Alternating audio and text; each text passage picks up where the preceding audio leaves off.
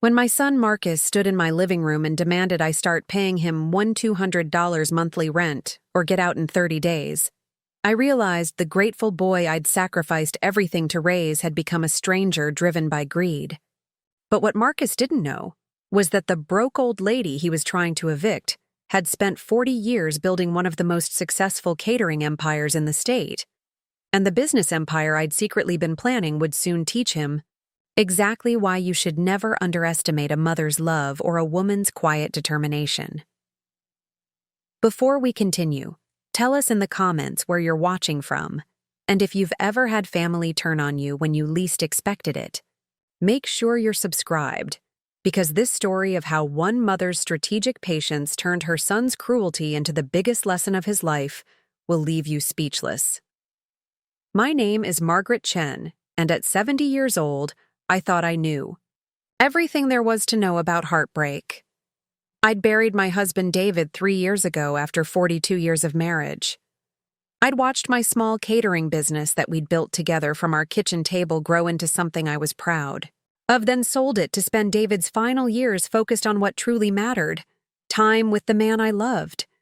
I'd navigated the strange, hollow feeling of widowhood, where every morning you wake up reaching for someone who's no longer there. But nothing, absolutely nothing, prepared me for the cold. Calculation in my only child's eyes as he stood in my modest riverside home on a gray Tuesday morning in October, holding papers he'd clearly had prepared by a lawyer. I was in my kitchen, making Marcus his favorite blueberry pancakes just like I had every Tuesday for the past 3 years since David's passing.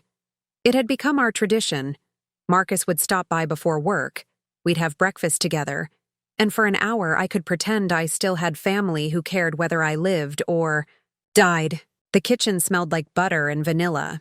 The coffee was brewing in David's old percolator, and I was humming softly to myself, grateful for these small moments of connection with my son. The morning light streamed through the yellow curtains I'd sewn 30 years ago, illuminating the family photos that lined the windowsill. Pictures of Marcus's first day of school, his high school graduation, his wedding to Sarah 5 years ago. Photos of David and me building this life together, brick by brick, meal by meal, dream by dream. This kitchen had been the heart of our home, where homework was done at the scarred wooden table, where birthday cakes were frosted with extra love, where family decisions were made over steaming cups of coffee and plates of homemade food. "Mom, we need to talk," Marcus said as he entered, but his tone was different, formal, distant. There was no kiss on the cheek, no compliment about the pancakes, no asking how I'd slept. Instead, he remained standing while I gestured toward his usual chair at the small dining table David had built with his own hands 30 years ago. I noticed he was wearing his expensive gray suit, the one Sarah had insisted he buy for important meetings, rather than his usual casual work clothes. His hair was perfectly styled, his briefcase polished leather instead of the worn canvas bag he'd carried for years. When had my son started looking more like a corporate lawyer than the warm-hearted boy who used to help me knead bread on Sunday mornings? "Of course, sweetheart," I said, plating his pancakes with the extra blueberries he'd always loved. "Sit down, breakfast is ready. You look tired. Has work been stressful?" Marcus didn't sit. He didn't even look at the food I'd prepared with such care, rising at 6 a.m. to make everything perfect for his arrival. Instead, he pulled out a manila folder and set it on the table with the kind of precision that reminded me uncomfortably of serving legal papers. The folder was thick, official-looking, the kind that meant business rather than family. "Mom, I've been doing some thinking, and I've made some decisions about our arrangement here. Our arrangement. Not visiting Mom. Not spending time together. Not taking care of family. An arrangement." The word hit me like a slap, cold and transactional, reducing 3 years of shared grief and mutual support to something that sounded like a business contract. I set down the syrup pitcher carefully, a cold feeling creeping up my spine like morning frost. "What kind of decisions, Marcus?"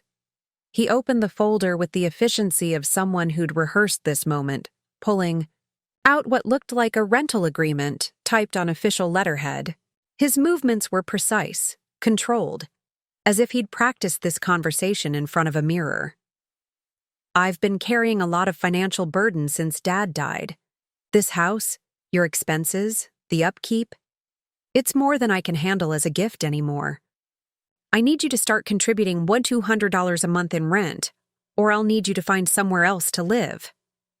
The words hit me like a physical blow, so unexpected and cruel that for a moment I wondered if I'd heard him correctly.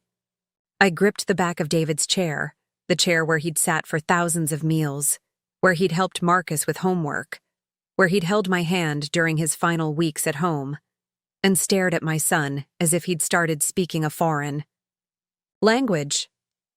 Rent. Marcus, this is my home. Your father and I bought this house when you were 5 years old. We raised you here. Every room in this house holds memories of our family, of the life we built together. My voice was barely above a whisper, but I could hear the tremor in it. This kitchen, where I was standing, was where I'd thrown Marcus his 6th birthday party, when David was deployed and couldn't be there. The living room beyond held the Christmas tree where we'd opened presents every December 25th for 35 years. The basement was where David had taught Marcus to use tools, where they'd built the treehouse that still stood in our backyard. How could he reduce all of that to a monthly payment? Actually, Marcus said, his voice taking on a patronizing tone I'd never heard from him before, the kind of voice people use when explaining simple concepts to children or the elderly. If you check the deed, the house has been in my name for the past 18 months. You signed the papers yourself, remember? For estate planning purposes, you said, to avoid probate complications. I did remember. Marcus had brought the papers right here to this same table, spreading them out next to my morning coffee, explaining that it was just a formality, a way to make sure the house stayed in the family, without legal hassles if something happened to me. Sarah had been with him that day, sitting quietly in the corner, watching as I signed document after document with complete trust in my son's guidance. It's just paperwork, Mom, he'd said then, his voice warm and reassuring. Nothing changes except we avoid the lawyers and taxes if something happens. The house stays in the family, just like you and Dad always wanted. I'd trusted him completely, signed without even reading the fine print because he was my son, my only child, the boy I'd given everything to raise. What parent doesn't trust their child when they say they're protecting the family's interests? That was supposed to be for estate planning, I said slowly, my voice barely above a whisper as the full scope of what had happened began to dawn on me. You said it wouldn't change anything about me living here. You promised me nothing would change. Marcus shrugged, a gesture so callous and dismissive it took my breath away. It was the kind of shrug you give when discussing the weather, not when destroying your mother's sense of security and belonging in her own home. Plans change, Mom. I've got a family to think about now. Sarah and I are expecting our 2nd child. The kids need college funds, and frankly, maintaining 2 households is financially irresponsible. You're 70 years old, living alone in a 4-bedroom house. It doesn't make practical sense. Sarah, his wife of 5 years, a woman who'd smiled sweetly at family dinners while making subtle comments about how much space I was wasting and how valuable the property had become in Riverside's booming real estate market. A woman who'd never liked that Marcus still came for our Tuesday breakfasts, who'd complained that I was too dependent on him for emotional support, who'd suggested more than once that I might be happier somewhere with people my own age. I'd tried to like Sarah. Truly, I had. When Marcus first brought her home, I'd welcomed her with open arms, desperate to expand our small family circle after David's death. I'd shared family recipes, included her in holiday traditions, offered to help with wedding planning, but Sarah had a way of making me feel like an intruder in my own home, always checking her phone when I spoke, always finding reasons why they couldn't stay long, always mentioning how much work it was to maintain such a big house. Marcus, I said, trying to keep my voice steady even as my world tilted on its axis, I understand money is tight with the new baby coming, but surely we can work something out. Maybe I could help with the children, or contribute in other ways. I could— Help with what? He interrupted. And for the first time, I heard actual contempt in his voice. Contempt directed at me, his mother, the woman who'd worked 16-hour days to pay for his education, who'd sacrificed her own dreams to ensure he had every opportunity. Mom, let's be realistic here. You're living on Social Security and Dad's pension. You don't have $200 a month to spare. You don't have any real income, any assets worth mentioning. The catering business is long gone, and you've been coasting on Dad's life insurance for 3 years. Coasting. As if the modest life I'd built in widowhood was somehow a moral failing. As if the decision to sell my successful catering company to care for David in his final illness had been selfish rather than loving. As if the choice to spend his last months holding his hand instead of chasing profits was something to be ashamed of. The catering business hadn't been just any business. Chen's Catering had employed 47 people at its peak, had exclusive contracts with the city's most prestigious venues, had catered everything from intimate wedding receptions to corporate events for 5,000 people. I'd built it from nothing, starting with dinner parties for David's colleagues, growing it meal by meal, client by client, until it was generating over $2 million annually. But when David was diagnosed with pancreatic cancer, when the doctors said he had maybe 18 months, I'd made a choice. I'd sold the business to my longtime manager, Patricia Winters, for far less than it was worth because I wanted it to go to someone who understood its heart and soul. I'd used the money to make David's final months as comfortable and meaningful as possible. Trips to places we'd always wanted to see, time with family, the luxury of my undivided attention during his hardest days. It had been the right choice then, and it was still the right choice now. But apparently, my son saw it as evidence of my financial irresponsibility rather than proof of my priorities. I have some savings, I said quietly, though even as I spoke, I could see the dismissal in Marcus's eyes. Marcus's laugh was harsh, the kind of laugh that cuts rather than warms. Mom, I've seen your bank statements when I helped you with your taxes. You've got maybe $30,000 left. That's not savings. That's barely enough to get you into a decent assisted living facility. Assisted living. The words hung in the air like a death sentence. He'd already planned out my entire future, apparently. Not independent living in a small apartment where I could maintain some dignity and autonomy. Not a cozy seniors community where I might make friends and build a new life. Institutional care where I'd be someone else's problem, where my independence would be sacrificed to his convenience.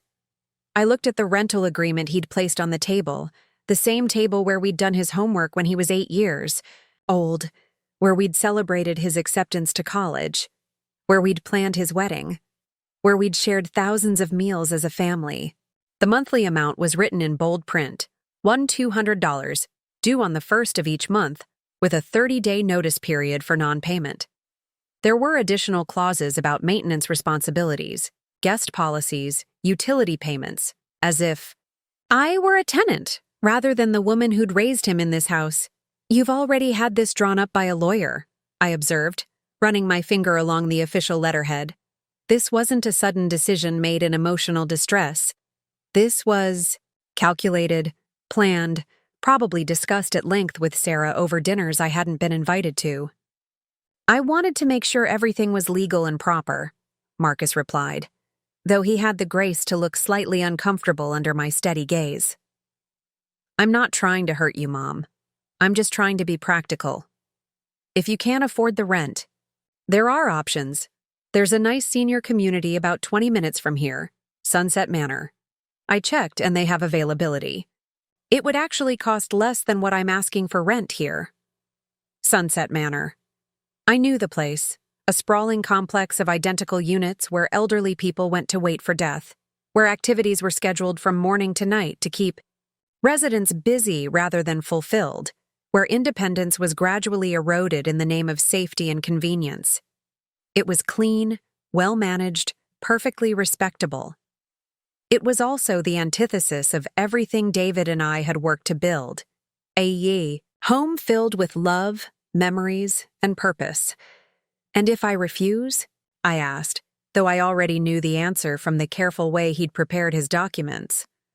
Marcus's jaw tightened, and for a moment, I saw a flash of the stubborn little boy who used to cross his arms and set his mouth in exactly that line when he didn't get his way. Then I'll have to start eviction proceedings. Mom, I don't want it to come to that, but I have to think about my family's future. Sarah's going to quit her job after the baby comes, which means we'll be down to one income. We need the rental income from this house, or we need to sell it and find a place that's more financially sensible. Sell it. The words hit me like another physical blow. The house where David had carried me over the threshold as a young bride, nervous and excited about our future together. Where Marcus had taken his first steps, holding on to David's outstretched hands. Where we'd painted nursery walls and built swing sets and hosted birthday parties that spilled out into the backyard. Where David had died peacefully in our bedroom, holding my hand and telling me he loved me one last time. This house wasn't just real estate to be optimized for maximum financial return. It was the repository of our family's history, the foundation upon which we'd built our lives together. Every room held stories. Every corner contained memories that couldn't be replaced or replicated. The scratches on the doorframe where we'd measured Marcus's height each birthday. The dent in the wall where he'd thrown a baseball despite being told repeatedly not to play catch in the house. The garden where David and I had planted roses for our 10th anniversary, which bloomed faithfully every spring, like a promise kept. But, as I looked at my son's face, determined, defensive, already distant, I realized that those memories meant nothing to him now. He saw burden where I saw belonging, inefficiency where I saw home. I sat down heavily in my own chair, suddenly feeling every one of my 70 years. The pancakes I'd made with such care were growing cold, the coffee was getting bitter, and the son I'd raised with such love was treating me like a problem to be solved rather than a person to be cherished. You've already made up your mind, I said. It wasn't a question. The careful preparation, the legal documents, the researched alternatives. This wasn't a discussion. This was notification. I'm sorry, Mom, but yes. This is the most practical solution for everyone involved. You'll be happier somewhere with people your own age, activities planned for you, medical staff nearby if you need help. And Sarah and I can start fresh here. Make this house a real family home again with children's laughter filling the rooms. A real family home again, as if my presence somehow made it less real, less valid, less worthy of being called home. As if the 35 years David and I had spent building our life here, raising our son here, loving each other here, were somehow inadequate compared to what Sarah and Marcus could create. I folded my hands in my lap, a gesture David used to say, made me look like I was praying. Maybe I was. Praying for strength, for wisdom, for the ability to respond with dignity to this devastating betrayal. How long do I have? 30 days should be plenty of time to make arrangements, Marcus said, his tone softening slightly, perhaps recognizing the devastation in my voice. I know it seems sudden, but it's really for the best, Mom. You'll see. Once you're settled somewhere appropriate, you'll wonder why we didn't do this sooner. For the best. The same words every cruel person uses when they want to avoid admitting their selfishness, when they want to convince themselves that their convenience somehow serves a greater good.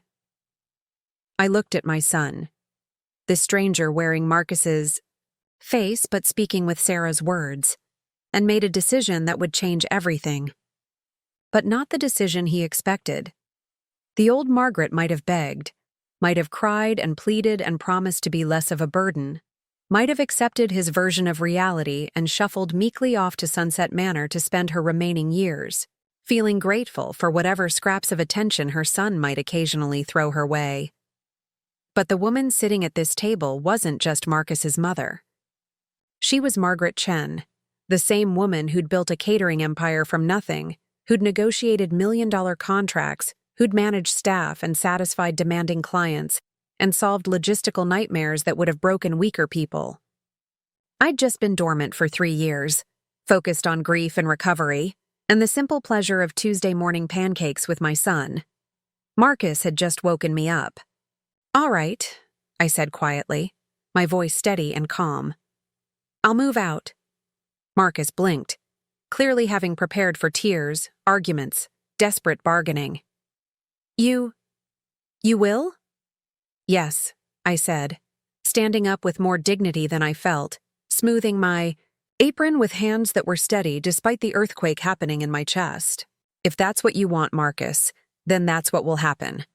I'll be out within the week." "Within the week?" Now he looked concerned, perhaps realizing that his careful timeline was being disrupted. "Mom, you don't have to rush. I said 30. Days? You should take the time to find the right place, make proper arrangements." "No," I interrupted, my voice gaining strength with each word.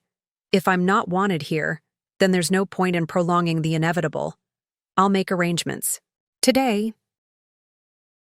What Marcus didn't understand, what he'd never bothered to learn despite 43 years of being my son, was that when Margaret Chen made a decision, she didn't just make it, she made it strategically, with careful planning, complete commitment, and absolutely no room for half measures.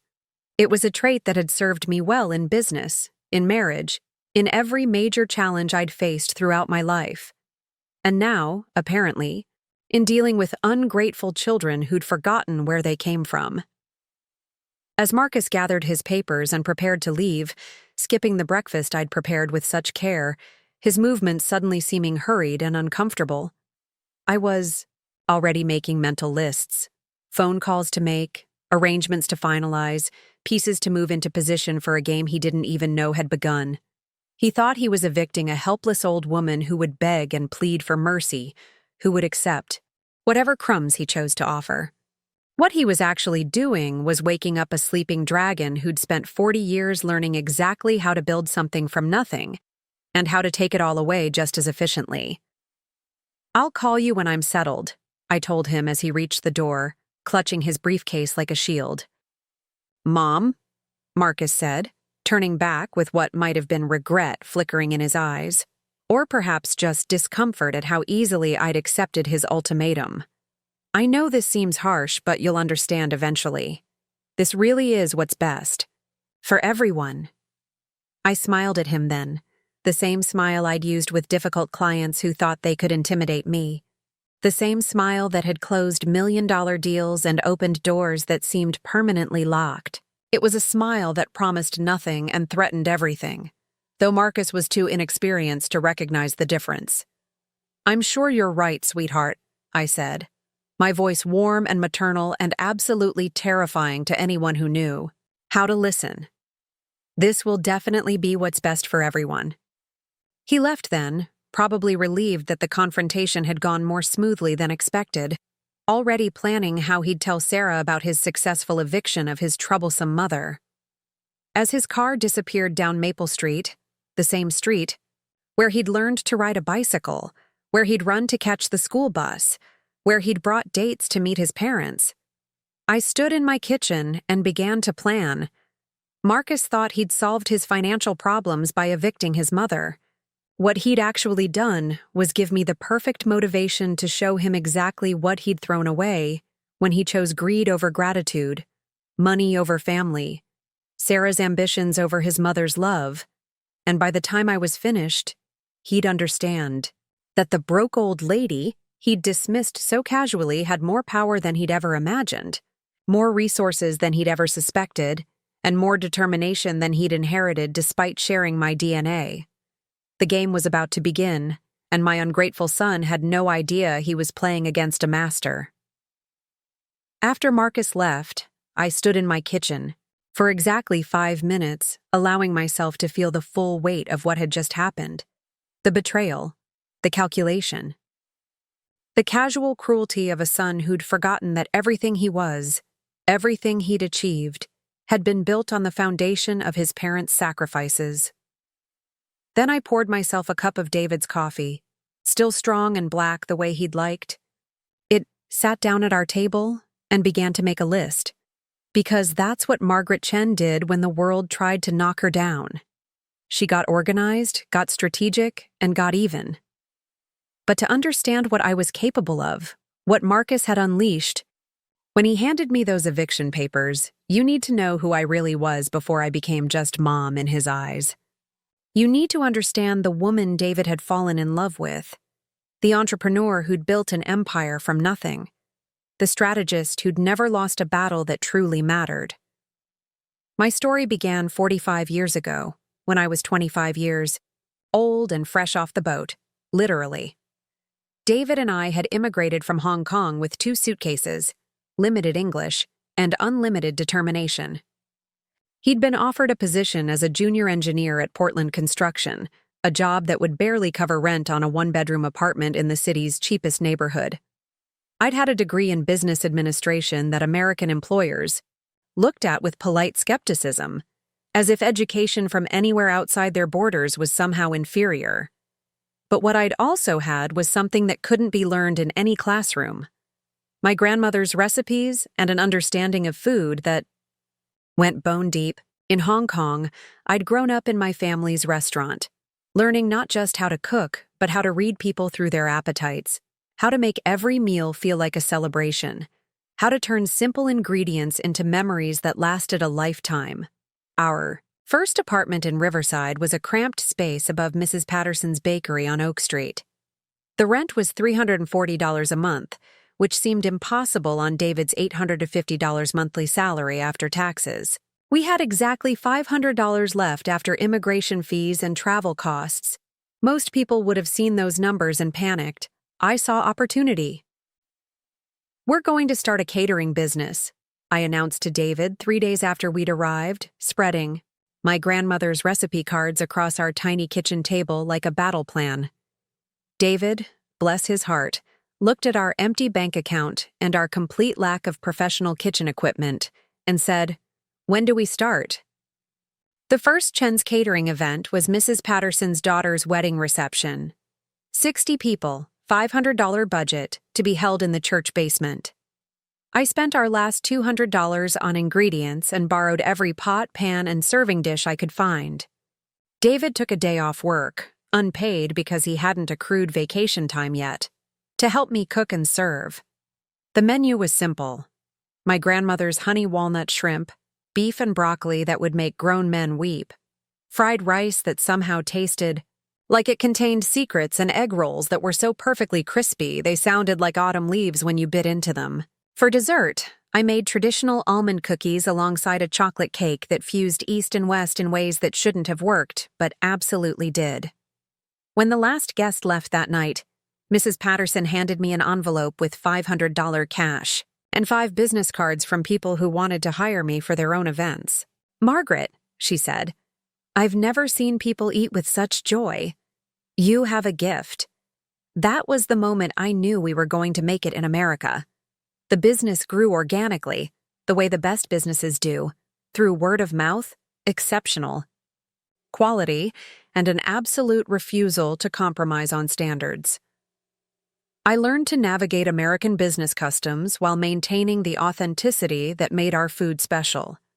I discovered which flavors translated universally and which needed cultural adaptation. Most importantly, I learned how to read my clients, how to understand not just what they ordered, but what they actually needed. Mrs. Henderson wanted elegant canapés for her book club, but what she really needed was to feel sophisticated and worldly in front of women who'd always made her feel provincial. So I created fusion appetizers that looked like French haute cuisine but tasted like comfort. And I taught her the proper names so she could impress her friends with her culinary knowledge. Mr. Kovac ordered simple sandwiches for his construction crew, but what he actually needed was to show his hardworking men that he valued them. So I made those sandwiches with the same care I'd put into a wedding feast: house-made bread, premium, meats, vegetables so fresh they still had garden dirt under their fingernails. His crew started looking forward to lunch instead of just tolerating it, and their productivity soared. The Riverside Community Center wanted cheap food for their fundraising, dinners, but what they really needed was to raise enough money to keep their youth programs running. So I donated my labor and charged only for ingredients, then created a menu so spectacular that people came back year after year, bringing friends, building community around shared meals. Those dinners became legendary, raising enough money to not just maintain programs, but expand them. Within 5 years, Chen's Catering had grown from a desperate immigrant side hustle to Riverside's most sought-after catering company. We'd moved from our apartment kitchen to a commercial space, from just David and me to a staff of 12, from serving church basements to handling the mayor's daughter's wedding reception.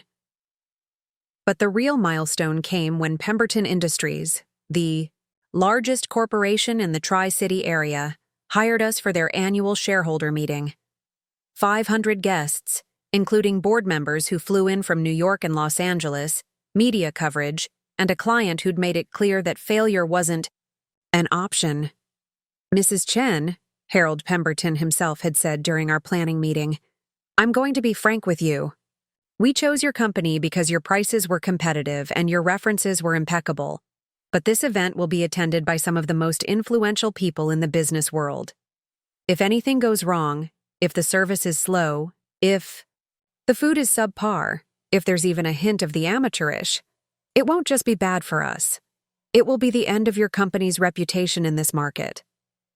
I'd looked at this man who thought he could intimidate me, this wealthy white executive who'd probably never had to build anything from nothing, who'd inherited his position and connections and assumed that gave him the right to threaten a small business owner.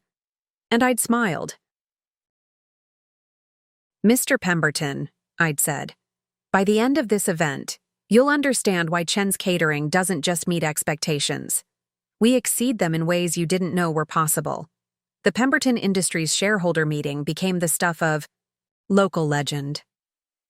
I created a menu that showcased technical precision while maintaining approachability, dishes that impressed food critics but didn't alienate conservative Midwestern palates, seared duck breast with 5-spice reduction that had visiting executives asking for the recipe, vegetarian spring rolls so expertly crafted that dedicated carnivores requested seconds, a dessert course that began with traditional fortune cookies and ended with chocolate soufflé infused with jasmine tea. But the real masterstroke was in the service.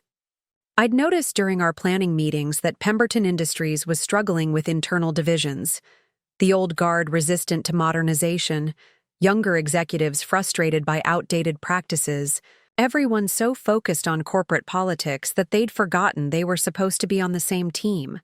So I designed the service flow to encourage mingling, placed food stations strategically to break up cliques, and created shared plates. That required cooperation.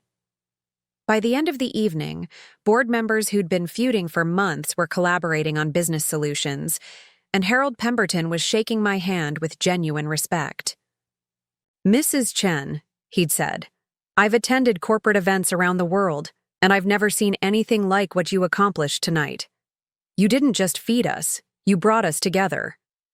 The contracts that followed that evening transformed Chen's Catering from a local success story to a regional powerhouse. Pemberton Industries became a regular client, recommending us to their partners and competitors. Within 2 years, we had exclusive arrangements with the city's 3 largest hotels, contracts with the university for all major events, and a waiting list of private clients that stretched 6 months out. By the time Marcus turned 16, Chen's Catering employed 47 people and generated over $2 million in annual revenue. We owned our commercial kitchen outright, had established relationships with suppliers across 3 states, and had built a reputation for excellence that opened doors throughout the Pacific Northwest. But the true measure of our success wasn't in the numbers. It was in the family we'd built along the way. David had left Portland Construction after 5 years to join the business full-time, handling logistics and client relations with the same engineering precision he'd applied to building projects. Marcus had grown up in our commercial kitchen, doing homework at prep tables, learning knife skills alongside our professional cooks, understanding from an early age that success came from hard work and attention to detail. Our staff wasn't just employees, they were extended family. Patricia Winters had started as a part-time server while finishing her business degree and had become my right hand, managing day-to-day operations with the same passion I brought to menu development. Roberto Gonzalez had begun as a prep cook and had evolved into our head chef, adding his own innovative touches to my traditional foundations. Maria Santos handled event coordination with organizational skills that would have impressed Fortune 500 executives. We celebrated their children's birthdays, attended their weddings, helped them through divorces and illnesses and financial emergencies. When Roberto's son needed surgery, we covered the medical bills without question. When Patricia wanted to go back to school for her MBA, we adjusted her schedule and helped with tuition. When Maria's husband was laid off, we created a new position for him in our maintenance department. This was how you built a business that lasted, by understanding that your success was inseparable from the success of the people who made it possible, by treating every employee like family and every client like a friend you wanted to impress, by never forgetting that behind every order was a human being with hopes and fears and the desire to feel special, even if just for one evening. The industry recognition followed naturally. Chefs Association awards for innovation and excellence. Small Business Owner of the Year from the Chamber of Commerce. Features in regional magazines that brought clients from as far away as Seattle and San Francisco. But the achievement I was most proud of was never written up in any publication. The fact that in 25 years of operation, Chen's Catering never had a single employee quit in anger, never had a client lawsuit, never had a health department violation, and never, ever served a meal that we weren't proud to put our name on. When Marcus graduated from college and started his career as an engineer, he'd grown up understanding that success wasn't just about personal achievement, it was about building something that created value for others, that lifted up your community, that left the world a little better than you'd found it. He'd seen his parents start with nothing and create something meaningful through hard work, integrity, and genuine care for others, or so I'd thought. The decision to sell Chen's Catering hadn't been easy, but it had been right. When David was diagnosed with pancreatic cancer, when the doctors gave us their timeline and their statistics, I knew immediately what mattered most. Patricia had been running day-to-day operations for years anyway. She understood the business, loved the staff, and had the vision to take it in new directions I'd never considered. "Are you sure about this, Margaret?" David had asked when I'd told him about my decision to sell. We were sitting in our garden, watching the roses bloom for what we both knew might be his last spring. "I'm sure," I'd said, taking his hand in mine. "I built that business to create a good life for our family. Now I want to spend whatever time we have left actually living that good life together." The sale to Patricia had been structured to benefit everyone. She'd gotten the business at fair market value through a payment plan that worked with her finances. Our employees had kept their jobs with someone they trusted, and our clients had continued receiving the same quality service they'd come to expect. I'd walked away with enough money to ensure David's medical care wouldn't be a financial burden, and to provide security for my eventual widowhood. It had been the right choice then, and it remained the right choice now. But what Marcus had never understood, what he'd apparently forgotten in his rush to judge my financial irresponsibility, was that selling Chen's Catering didn't mean I'd lost my business acumen. It meant I'd deployed it in service of love rather than profit. The skills that had built a multi-million-dollar company from nothing didn't disappear just because I'd chosen to focus on my dying husband instead of expanding market share. The strategic thinking that had outmaneuvered larger competitors didn't evaporate because I'd prioritized family over financial growth. The network of relationships I'd built over decades of excellent service didn't vanish because I'd stepped back from daily operations. They'd simply been dormant, waiting for the right moment to be reactivated. As I sat at my kitchen table, sipping David's coffee and watching the morning light shift across the photos that would soon need to be packed, away I began to make my calls. Because Margaret Chen didn't just accept defeat, she regrouped, reassessed, and returned stronger than before. The first call was to Patricia Winters, now the successful owner of what had been renamed Winters Catering, but still operated on the principles we'd established together. "Margaret," Patricia's voice was warm with genuine pleasure. "How are you holding up? I've been meaning to call. It's been too long since we've had coffee." "I'm well, Patricia, though I find myself in an interesting situation. I wonder if you might have time for lunch today. I have a proposition that might interest you." Patricia had built Winters Catering into an even more successful operation than I'd achieved, expanding into corporate consulting and event planning services that went far beyond food service.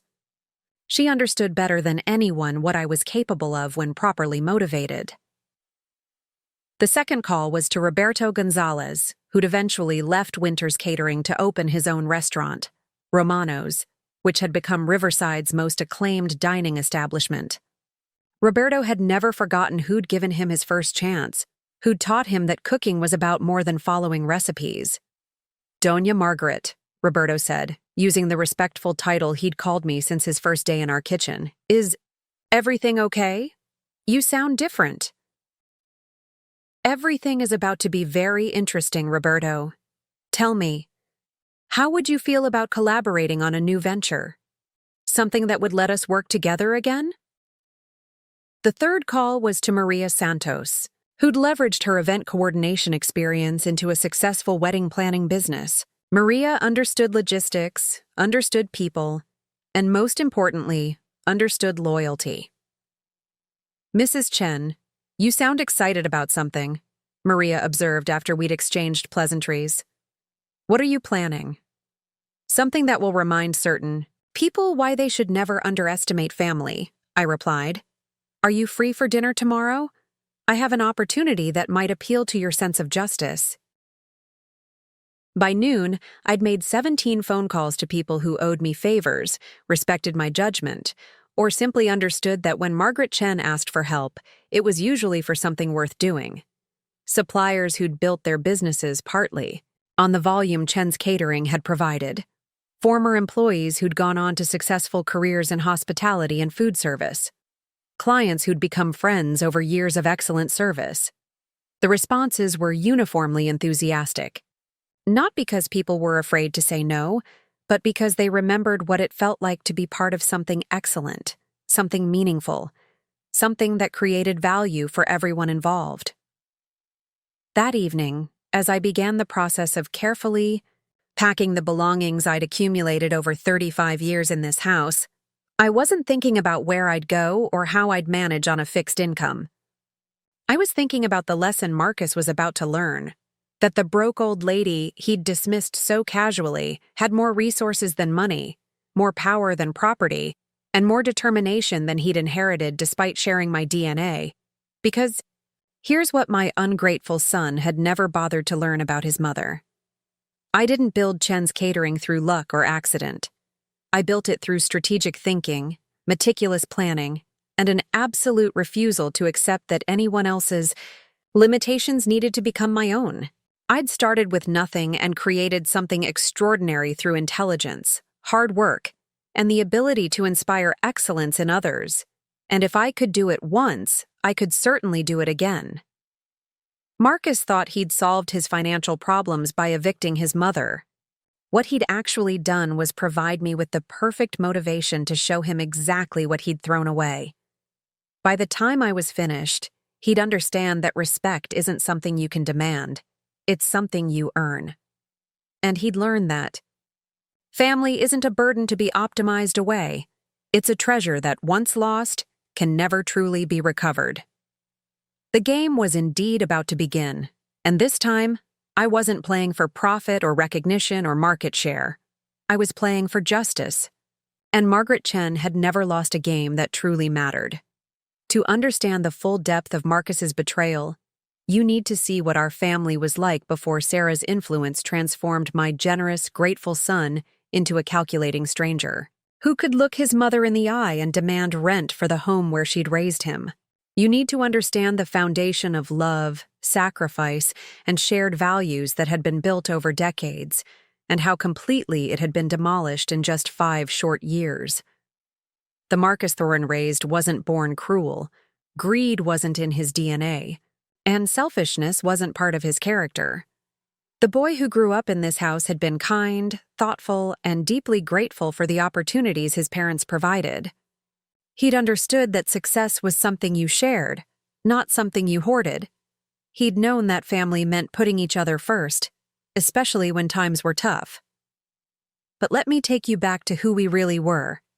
Before ambition poisoned love, and before my son learned to see his mother as a financial liability rather than the woman who'd given him everything. Some of my most treasured memories of Marcus centered around our kitchen, the same kitchen where he'd just served me eviction papers, but which had once been the heart of our family's happiness. When Marcus was 8 years old, he'd started what he called helping with the catering business, though his help usually created more work than it solved. Every Saturday morning, he'd wake up at dawn to assist with prep work for Sunday events, standing on a wooden step stool David had built so he could reach the prep tables. "Mom, can I crack the eggs today?" he'd ask, his small face serious with concentration as he attempted to separate yolks without breaking them. "I've been practicing, and I think I'm getting better." He was terrible at it, of course. 8-year-old hands aren't steady enough for delicate work, and we'd inevitably end up with eggshells in our mise en place and yolk mixed with whites that needed to be pristine. But I never said no, because watching Marcus's pride when he successfully separated even one egg was worth the extra time it took to fix his mistakes. "Perfect," I'd tell him as he beamed with accomplishment. "But next time, try cracking it on the flat surface instead of the edge of the bowl. It gives you more control." "Like this?" he'd ask, adjusting his technique with the focused attention he brought to everything he cared about. "Exactly like that. You're going to be a better cook than your mother someday." "No way!"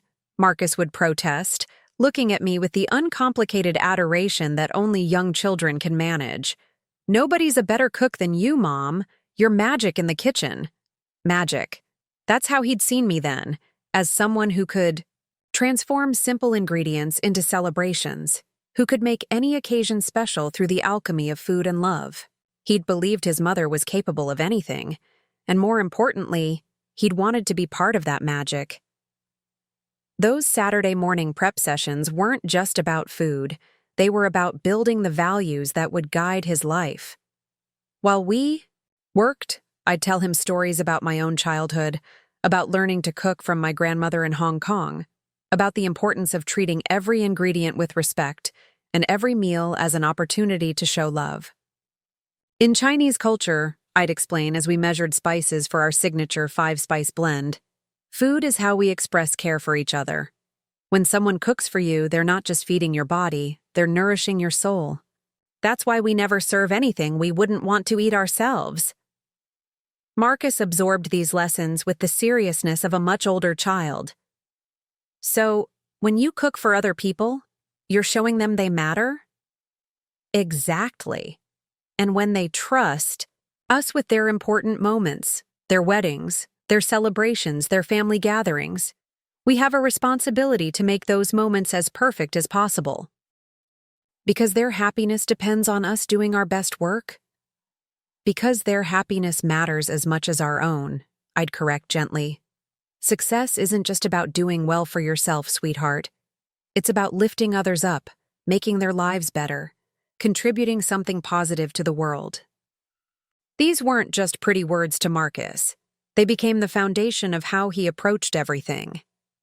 When he played Little League Baseball, he was the kid who stayed after practice to help younger players improve their swings. When his classmates struggled with math, he'd spend his recess time tutoring them instead of playing. When our elderly neighbor, Mrs. Kim, fell and broke her hip, 10-year-old Marcus organized the neighborhood children to help with her yard work.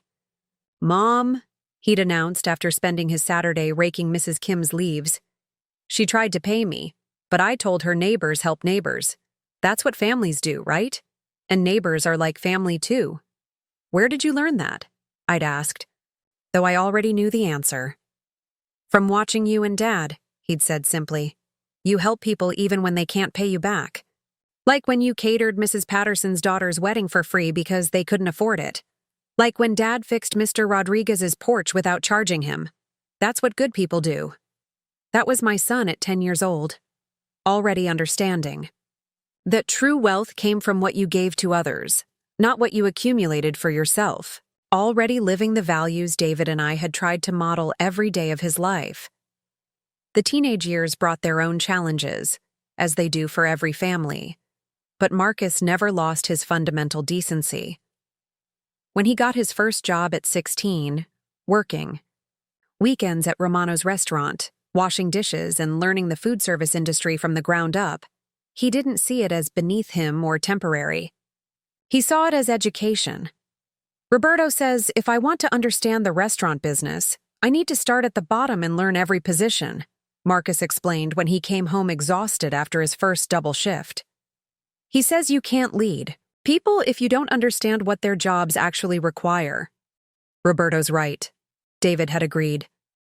Your mother built Chen's catering by working every position herself first. She can cook, serve, plan events, manage inventory, handle clients, and balance books because she learned each piece of the business. I want to be like Mom, Marcus had said, and the simple sincerity of the statement had made my eyes fill with tears. I want to build something that helps people and makes them happy.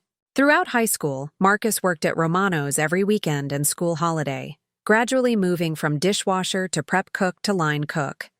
He'd come home smelling like kitchen grease and industrial detergent, his hands stained with vegetable dyes and cut with tiny nicks from learning knife skills. But his eyes would be bright with excitement as he told us about new techniques he'd learned or compliments he'd received from customers. Mrs. Henderson came in tonight, he'd report, and she specifically asked Roberto to thank whoever made her salmon. She said it was the best she'd ever had outside of fine dining restaurants. Roberto told her it was me, and she asked for my name so she could request me again next time. The pride in his voice wasn't about ego. It was about the satisfaction of excellence, the joy of knowing he'd contributed to someone else's happiness. This was the son I'd raised, the boy who understood that work wasn't just about earning money, but about earning respect through quality and dedication. College brought new challenges and new opportunities for Marcus to demonstrate the character David and I had tried to instill. He'd chosen engineering partly because he loved the problem-solving aspects, but mostly because he wanted to build things that would last, that would serve communities, that would make life better for ordinary people. I don't want to design mansions for rich people, he'd told us during his sophomore year, home for winter break and full of ideas about his future. I want to work on affordable housing, community centers, schools, places where regular families spend their lives, buildings that serve people who actually need them. His senior project had been designing a community center for underserved neighborhoods, incorporating accessibility features, sustainable materials, and flexible spaces that could serve multiple functions. The design was elegant but not flashy, efficient but not sterile, beautiful but not pretentious. It was architecture that prioritized users over architects, function over form, community over individual expression. This is beautiful work, David had said, studying the detailed drawings Marcus had spread across our dining room table. Tell me about these accessibility features. Everyone deserves to feel welcome and able to participate, Marcus had explained, pointing to the ramps that were integrated so seamlessly they looked like design elements rather than accommodations. I spent time at the Disability Resource Center, talking to people about what actually works and what just looks good on paper. A lot of accessible buildings are technically compliant but practically difficult to use. And the materials? I'd asked, noting the specifications for locally sourced, environmentally sustainable components. I want to prove that responsible building doesn't have to cost more if you're smart about design and sourcing. These materials will last longer, require less maintenance, and support local suppliers. It's better for the community and better for the budget. This was my son at 22, already thinking systemically, already considering the impact of his choices on others, already committed to using his talents in service of something larger than himself. The values we'd taught him in our kitchen had evolved into a professional philosophy that would have made us proud to see him implement. After graduation, Marcus had multiple job offers from prestigious firms, including some that would have started him at salaries higher than David and I had ever imagined possible. But he'd chosen Riverside Engineering specifically because they specialized in public projects and community development rather than luxury commercial work. The money's not as good as some of the other offers, he'd acknowledged, but the work is more meaningful. I'll be designing schools, libraries, community centers, places that actually matter to people's daily lives. Money isn't everything, David had reminded him. Job satisfaction and meaningful work are worth more than a bigger paycheck. I learned that from watching you two, Marcus had replied. You could have expanded Chen's catering much faster if you'd been willing to compromise on quality or cut corners on staff benefits. But you built something sustainable instead of something quick. I want to do the same thing. The early years of Marcus's career had been everything we'd hoped for him.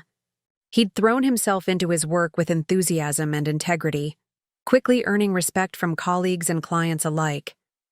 His projects weren't the biggest or most glamorous, but they were thoughtful, well executed, and genuinely beneficial to the communities they served. When the old Riverside Community Center needed structural upgrades, Marcus had volunteered to do the assessment work pro bono, spending his weekends crawling through basements and climbing into rafters to ensure the building was safe for the hundreds of children and families who used it daily. They can't afford to hire an engineering firm, he'd explained when I'd asked why he was working for free, but they can't afford not to know if the building is safe either. Some things are more important than billing hours. When the local elementary school needed playground equipment that met new safety standards, Marcus had researched manufacturers, negotiated bulk pricing, and even helped with installation to keep costs down. The school district had been prepared to eliminate recess equipment entirely due to budget constraints, but Marcus's efforts had not only saved the playground, but improved it significantly.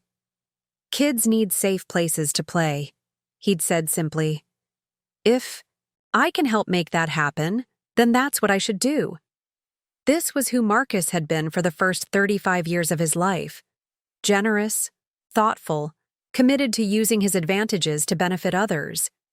He'd been the kind of man who'd rather work harder for less money if it meant doing work that mattered. He'd been the kind of son who'd rather spend his Saturdays helping his community than pursuing personal hobbies.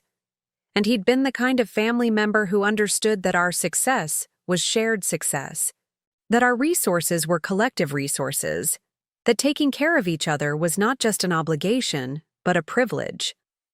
When David first started showing symptoms of what would eventually be diagnosed as pancreatic cancer, Marcus had immediately stepped up to help in ways that went far beyond what we'd ever asked or expected. He'd rearranged his work schedule to drive David to medical appointments, had researched treatment options and specialists, had made himself available for whatever support we needed. Dad, you don't have to pretend you're fine, Marcus had said during one of David's early attempts to downplay his symptoms.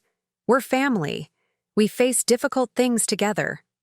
When the diagnosis became official and the prognosis became clear, Marcus had taken family medical leave to help us navigate David's final months. He'd coordinated with doctors, managed medications, helped with physical therapy exercises, and most importantly, had simply been present for the conversations and quiet moments that meant everything to a man facing the end of his life. I want to make sure Dad knows how much he means to me, Marcus had told me during one of the many evenings we'd spent sitting by David's bedside, watching old movies and sharing memories. I want him to know that everything good about my life came from what you two taught me. David's death had been peaceful, surrounded by love, with Marcus holding one hand and me holding the other. In his final moments, David had looked at our son and whispered, "Take care of your mother. She's the strongest person I know, but she shouldn't have to be strong alone." "I promise, Dad," Marcus had replied, tears streaming down his face. "I'll always take care of her." Those words, "I'll always take care of her," had been spoken with such sincerity, such commitment, that I'd believed them completely. Marcus had meant them completely, in that moment of grief and love and desperate desire to honor his father's final request. The months following David's death had indeed demonstrated Marcus's commitment to his promise.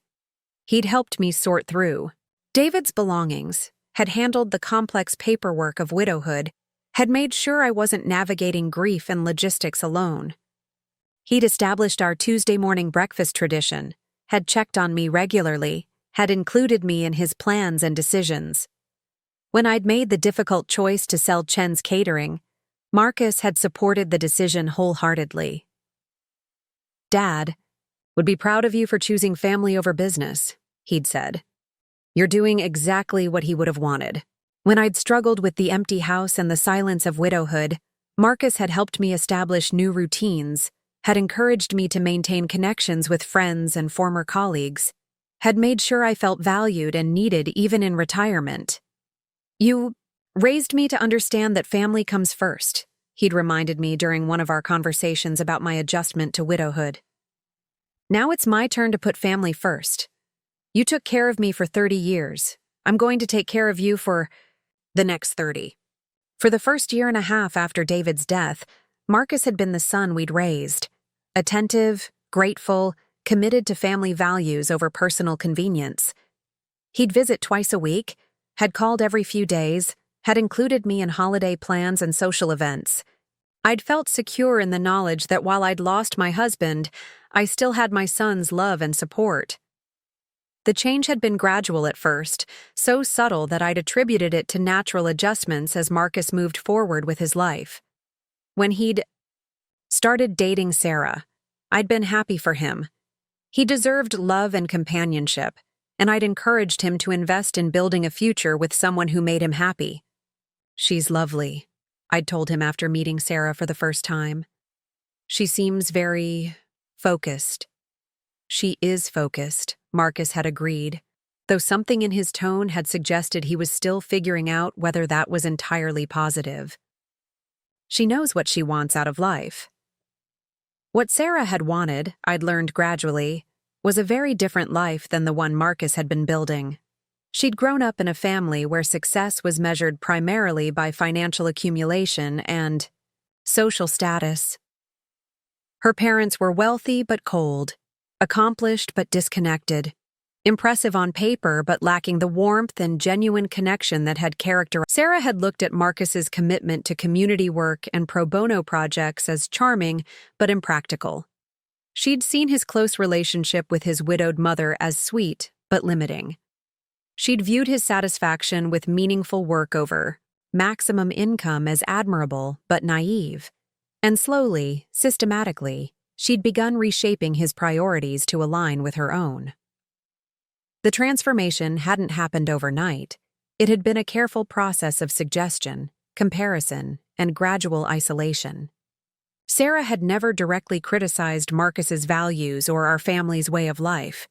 Instead, she'd introduced alternatives that seemed more sophisticated, more successful, more worthy of his talents. Instead of spending Saturday mornings helping me with household projects, Marcus had started attending networking events where he could meet influential people in the industry. Instead of volunteering his time for community projects, he'd begun taking on higher-paying private clients to build his portfolio. Instead of our relaxed family dinners, he'd started attending business functions where important connections could be made.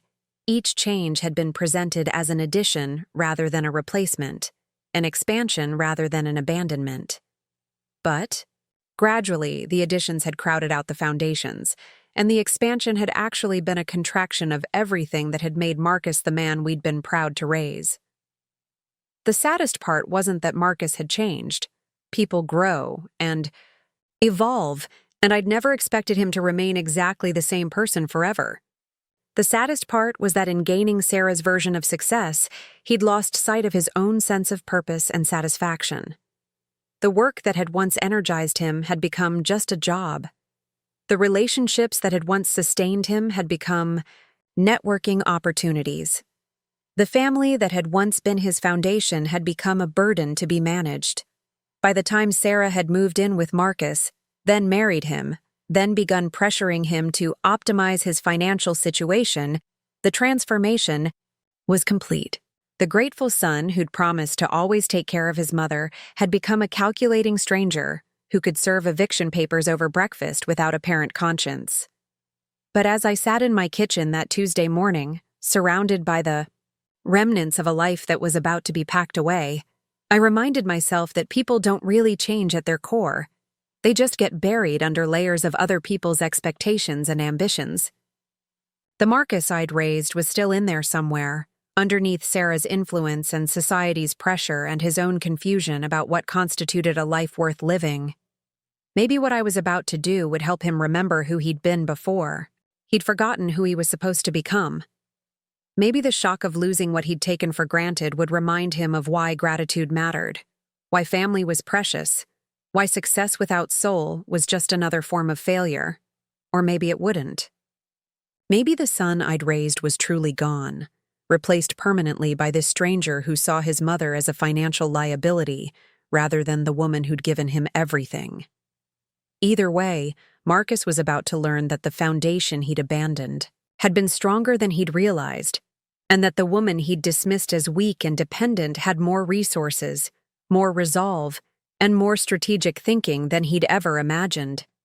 The game was about to begin, and this time, I wasn't playing to build something beautiful. I was playing to tear down something ugly and see if anything worth saving remained underneath. Sarah Whitman entered our lives on a crisp October evening in 2018, 5 months after David's death, when I was still navigating the strange terrain of widowhood, and Marcus was trying to balance his grief with his determination to honor his father's final request to take care of me.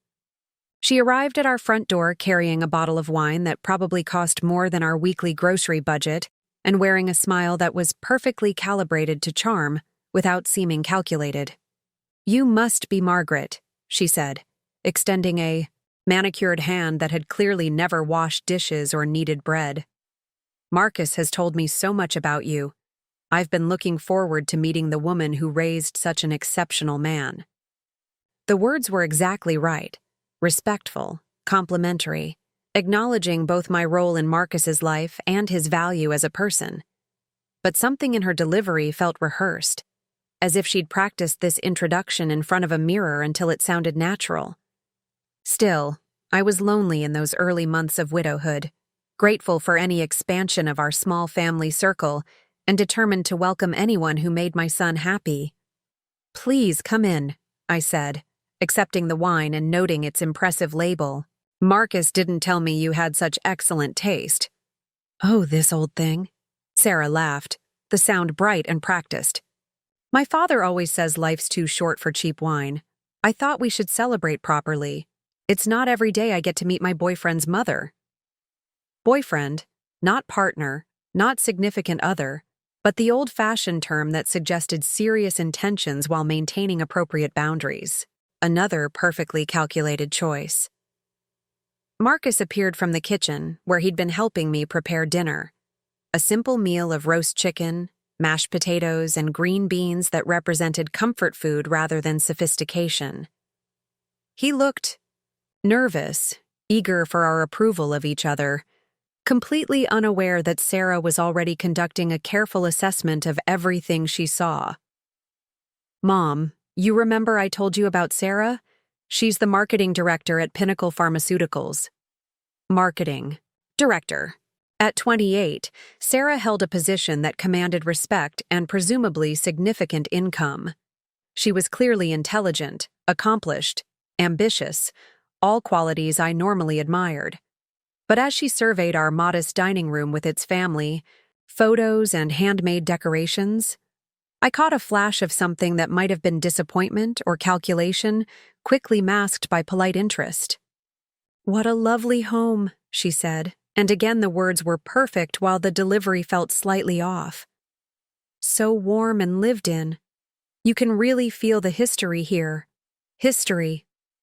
An interesting word choice. Not love or family or memories, but history. Something that belonged to the past rather than the present. Dinner conversation revealed Sarah to be intelligent, well-informed, and strategically charming.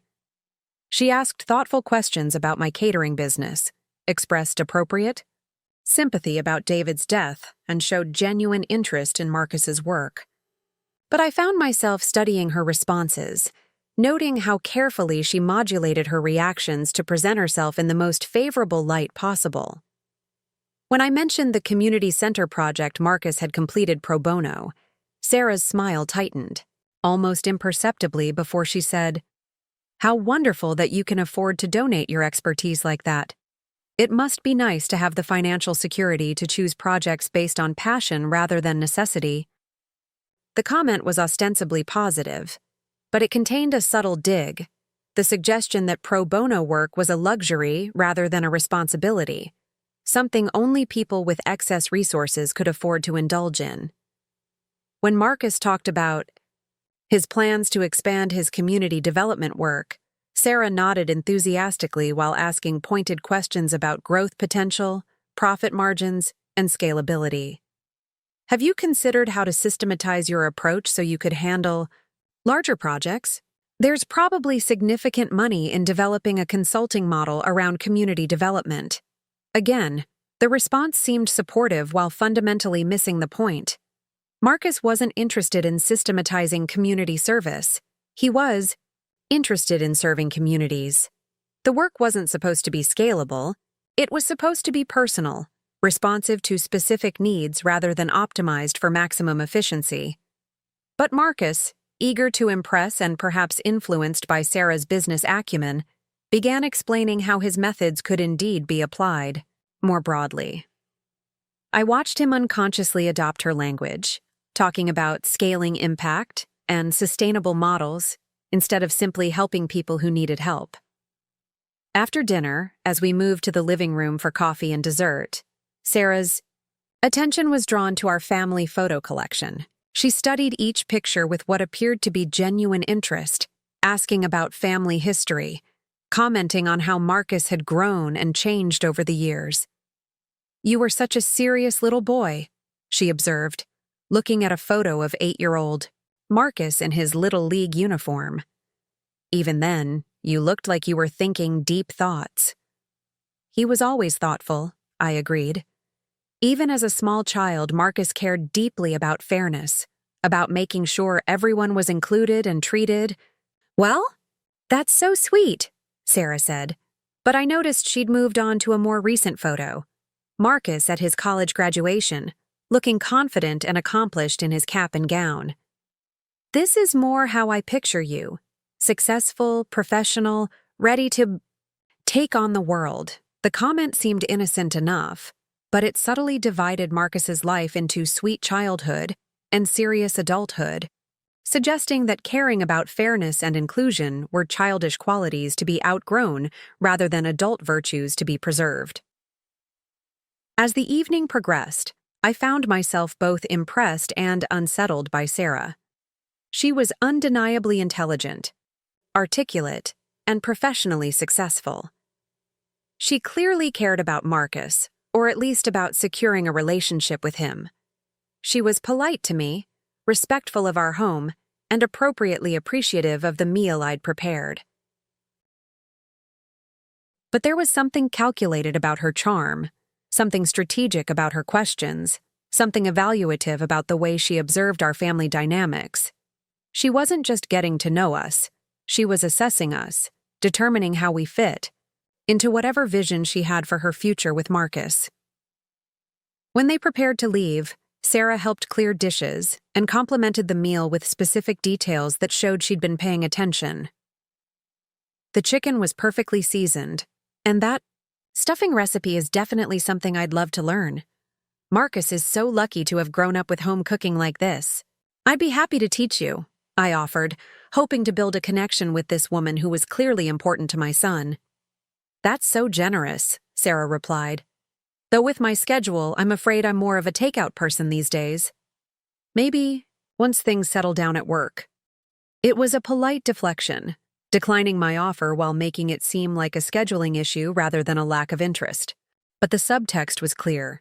She wasn't planning to learn my recipes because she wasn't planning to cook family meals.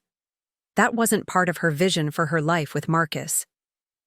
After they left, I sat in my kitchen washing dishes and trying to process my mixed feelings about Sarah. Marcus was clearly smitten. He'd watched her all evening with the kind of attention that suggested he was still in the honeymoon phase of infatuation. She was beautiful, successful, and sophisticated in ways that I could understand would appeal to a man ready to build his adult life. But something about her presence had made me feel diminished, as if my simple life and modest accomplishments were being measured against different standards and found wanting. It wasn't anything she'd said directly. Her words had been consistently appropriate and kind. It was more about what she'd chosen to focus on, what she'd valued, what she'd seemed to see as worth preserving, versus what she'd apparently dismissed as irrelevant. Over the following weeks, Sarah became a regular presence in Marcus's life, and by extension, in mine. She joined us for Sunday dinners, accompanied Marcus to family events, and gradually established herself as a permanent fixture in our household routines. On the surface, her integration appeared seamless. She was always polite, always appropriately dressed, always armed with hostess gifts and compliments. But I began noticing subtle changes in Marcus during this period, small shifts in his language and priorities that seemed to align with Sarah's worldview rather than the values David and I had taught him. When I mentioned a news story about a local family losing their home to foreclosure, Marcus's first response used to be concern for their welfare and speculation about how the community might help. Now his initial reaction was analysis of the housing market conditions that had led to their situation, and discussion of the investment opportunities such circumstances might create. When our neighbor Mrs. Patterson asked Marcus to help with a i.e. small repair project, he used to simply show up with his tools and take care of the problem. Now, he talked about time management and opportunity costs, eventually helping but with a kind of grudging efficiency that suggested he saw the favor as an interruption to more important activities. When local nonprofits reached out for volunteer assistance, Marcus began declining requests that he'd previously accepted automatically. I need to be more strategic about my time, he'd explain. Sarah's helping me understand that saying yes to everything means I can't excel at anything. The language was Sarah's: strategic, optimization, excellence measured in terms of individual achievement rather than community contribution. But Marcus adopted it as if these insights represented sophisticated thinking rather than a fundamental reorientation of his values. Sarah's influence became more apparent during the holiday season. Marcus had always loved our family Christmas traditions, the elaborate meal we prepared together, the evening of caroling in our neighborhood, the practice of choosing gifts that reflected deep knowledge of the recipient rather than impressive price tags. These traditions weren't sophisticated or Instagram-worthy, but they were ours, saturated with decades of shared history and love. You know, Sarah mentioned casually during our December meal planning conversation, Marcus and I were invited to the mayor's Christmas gala this year. It's a really significant networking opportunity. All the city's major business leaders will be there. The gala was scheduled for December 23rd, the same evening we'd planned our traditional Christmas Eve preparation, cooking together, wrapping final gifts, attending midnight services at our family church. It was the most sacred evening of our holiday calendar, the culmination of weeks of anticipation and preparation. That sounds wonderful, I said carefully. What time does it start? Maybe you could stop by here first, or join us afterward. Sarah's smile was sympathetic but firm. Unfortunately, these events run quite late. And there are usually after-parties with the most important connections. We'd probably need to make it our primary Christmas commitment. Primary Christmas commitment. Not celebration, not tradition, not family time, but commitment. Language that made our family gathering sound optional rather than fundamental. Marcus looked torn, glancing between Sarah and me with visible discomfort. Maybe we could do both somehow. Stop by the gala for an hour, then come back for our traditions. Darling, Sarah said, and the endearment carried a subtle note of correction. You can't really network effectively if people know you're planning to leave early. It sends the wrong message about your priorities. Priorities. The word hung in the air like a challenge. Was family a priority? Or was it an obstacle to more important priorities? Mom would understand, Marcus said, looking at me with appeal in his eyes. Wouldn't you, Mom? This could be really important for my career. What could I say? That I didn't understand? That his career shouldn't matter more than Christmas Eve with his widowed mother? That Sarah was asking him to choose between his future and his past, and I was afraid of which choice he'd make? Of course I understand, I said, because that's what mothers do.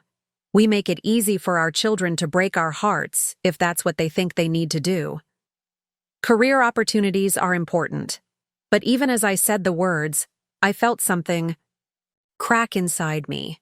Not break entirely, not yet, but develop the kind of hairline fracture that would eventually split wide open under the right pressure. Marcus attended the mayor's gala, leaving me to spend Christmas Eve alone for the first time. In 38 years. He called twice. Once to check if I was okay, once to share excitement about meeting several prominent business leaders who'd expressed interest in his work. His voice was animated in a way I hadn't heard since before David's death, and I tried to feel happy that he was happy, even if his happiness seemed to require my loneliness.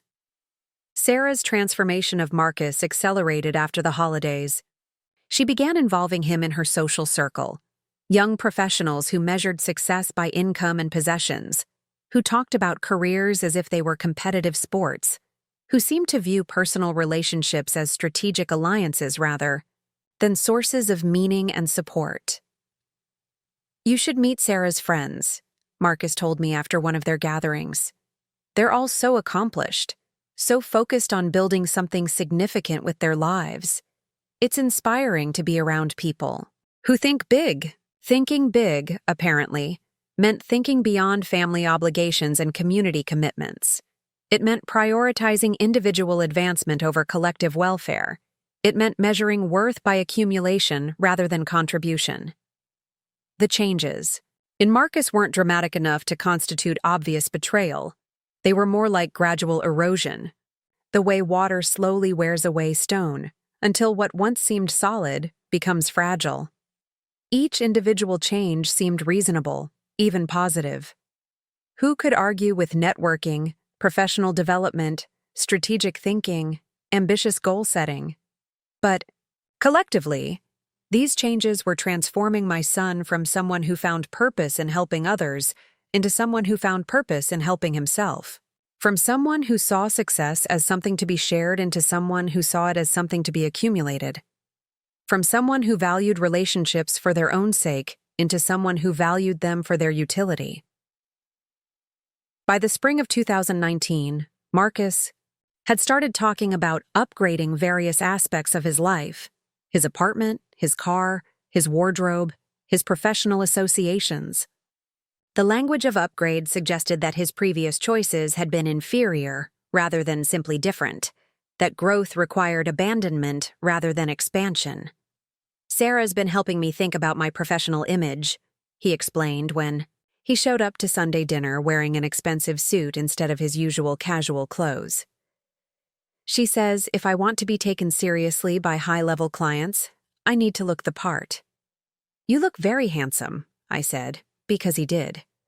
But I missed the relaxed comfort of the son who used to roll up his sleeves and help with dishes, who'd valued substance over style, who'd cared more about being good than looking successful.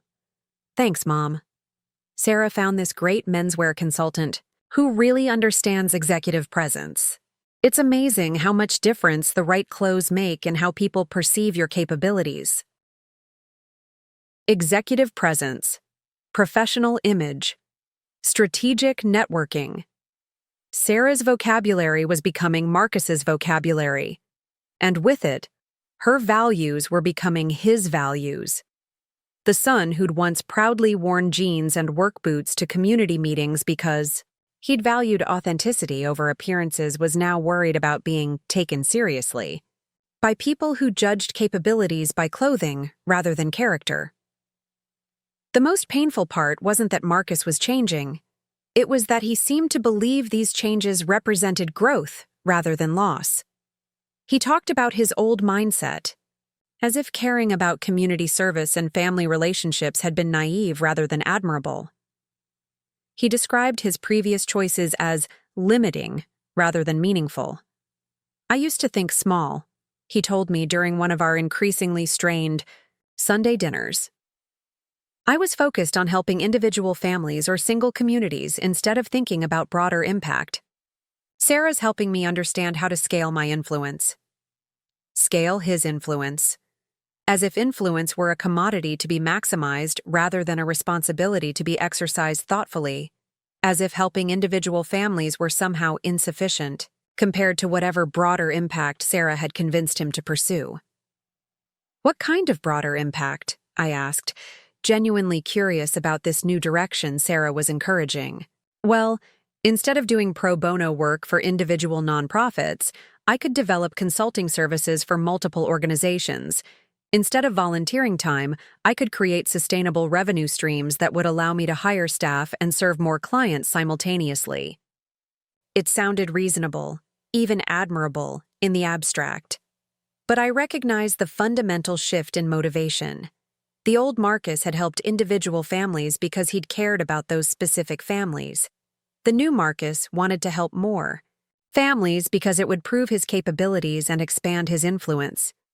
The difference was subtle but crucial. One approach was motivated by love. The other was motivated by ambition. One measured success by the depth of relationships formed. The other measured it by the breadth of impact achieved. Sarah's masterwork in transforming Marcus came in the summer of 2019, when she convinced him to refinance our family home, the house where he'd been raised, where David had died, where I'd planned to live out my remaining years surrounded by memories and familiar comforts. It's just smart financial planning. Marcus had explained when he'd brought me the paperwork. The house has appreciated significantly and current interest rates are historically low. By refinancing and putting the deed in my name, we can avoid potential estate tax complications and ensure everything stays in the family. Estate tax complications. On a modest house that wouldn't have triggered estate taxes under any reasonable scenario. But Sarah had convinced Marcus that this was sophisticated financial planning, rather than what it actually was. A transfer of power that would make me dependent on my son's goodwill for the roof over my head. Sarah's father is an estate planning attorney, Marcus had continued, and he's reviewed all the documents to make sure everything is legally sound. You'll still live here as long as you want, but this protects us from bureaucratic hassles if something happens. Something happens. He couldn't bring himself to say, if you die, but that's what he meant. Sarah had convinced him to treat my eventual death as a logistical problem to be optimized rather than a loss to be grieved. I'd signed the papers because I'd trusted my son, because I'd believed him when he'd promised that nothing would change except the legal technicalities. Because I'd still believed, despite mounting evidence to the contrary, that the values David and I had instilled in Marcus were stronger than Sarah's influence. That trust had been naive, perhaps, but it hadn't been unreasonable. The Marcus I'd raised would never have used a deed transfer to manipulate his mother. The Marcus I'd raised would have seen our family home as a sacred trust rather than a financial asset to be optimized. But Sarah had systematically dismantled that Marcus, replacing his gratitude with ambition, his generosity with calculation, his family loyalty with professional networking. She'd convinced him that his parents' values were limitations to be overcome, rather than strengths to be preserved. By the time Sarah and Marcus announced their engagement in December 2019, the transformation was complete. The son who'd promised to always take care of his mother had become a stranger who saw his mother as an obstacle to the life his fiancée had planned for them. The engagement party was held at the country club Sarah's family belonged to, an elegant affair with expensive catering, premium alcohol, and a guest list that included all of Sarah's professional contacts and none of Marcus's old friends from his community work. I was invited, of course, but I felt like a charity case at my own son's celebration, wearing my best dress to an event where everyone else's casual outfits probably cost more than my monthly budget. "Isn't this wonderful?" Sarah had gushed, showing off her engagement ring to a group of her pharmaceutical industry colleagues. "Marcus is such an ambitious man. He's going to transform the engineering industry with his innovative approaches to community development." Transform the industry.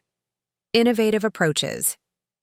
The language made Marcus's work sound like corporate strategy rather than public service, like market disruption rather than community care. As I watched my son work the room with Sarah, introducing himself as Marcus Whitman Chen, apparently hyphenating their names to appeal to Sarah's feminist sensibilities while maintaining his professional brand, I realized that the catalyst had achieved her goal. She'd successfully transformed a generous, community-minded engineer into an ambitious, strategically thinking professional who saw opportunities where he'd once seen responsibilities. The Marcus I'd raised was gone, replaced by someone who looked like my son but thought like Sarah's project. And the most heartbreaking part was that Marcus seemed genuinely happy with this transformation, convinced that he'd evolved rather than devolved, grown rather than shrunk, improved rather than lost himself. Standing in that country club ballroom, surrounded by strangers celebrating my son's engagement to a woman who'd systematically erased everything I'd taught him to value, I finally understood what David had meant when he'd asked Marcus to take care of me. He hadn't been asking for financial support or practical assistance. He'd been asking Marcus to preserve the family bonds that had sustained us through decades of joy and sorrow. But Sarah had severed those bonds so skillfully that Marcus didn't even realize they were gone. In her version of success, family was something you managed rather than something you cherished, something you optimized rather than something you served. The catalyst had arrived, and the damage was complete. Now all that remained was to see how long it would take for Marcus to realize what he'd lost in his rush to gain what Sarah had convinced him he wanted. As it turned out, he was about to find out much sooner than he'd expected. The final chapter of Marcus's transformation began with Sarah's pregnancy announcement in March 2021, 2 years into their marriage. What should have been a joyful expansion of our family became instead the catalyst for Sarah's most ruthless assault on the bonds that still connected my son to his origins, his values, and his mother. "We're expecting," Marcus had announced during one of our increasingly infrequent Tuesday breakfasts, his face glowing with the kind of happiness I hadn't seen since before David's death. For a brief, shining moment, I saw my real son again. The boy who'd always loved children, who'd talked about being a father since he was barely more than a child himself.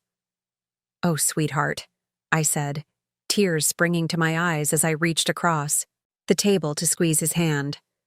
"Your father would be so proud. He always said you'd make a wonderful father." Marcus's smile faltered slightly at the mention of David, the way it always did when reminded of promises he'd made and values he'd abandoned. But Sarah, who'd been watching our interaction with her usual calculating attention, smoothly redirected the conversation toward more practical matters. "We're so excited," she said, placing a protective hand over her still flat belly. "But it's going to require some significant lifestyle adjustments. We've been discussing how to optimize our living situation for a growing family." Optimize. Even pregnancy became a matter of strategic planning in Sarah's vocabulary. "Have you thought about names?" I asked, hoping to steer the conversation toward the joy of anticipation rather than the logistics of optimization. "We have some ideas," Sarah replied vaguely. "But our immediate concern is financial planning. Children are expensive, and we need to make sure we're being responsible about our resources." Resources. Not preparing to welcome our child or getting ready to become parents, but managing resources, as if the baby were a business venture rather than a blessing. Over the following weeks, as Sarah's pregnancy progressed, she began making increasingly pointed comments about the financial strain of impending parenthood.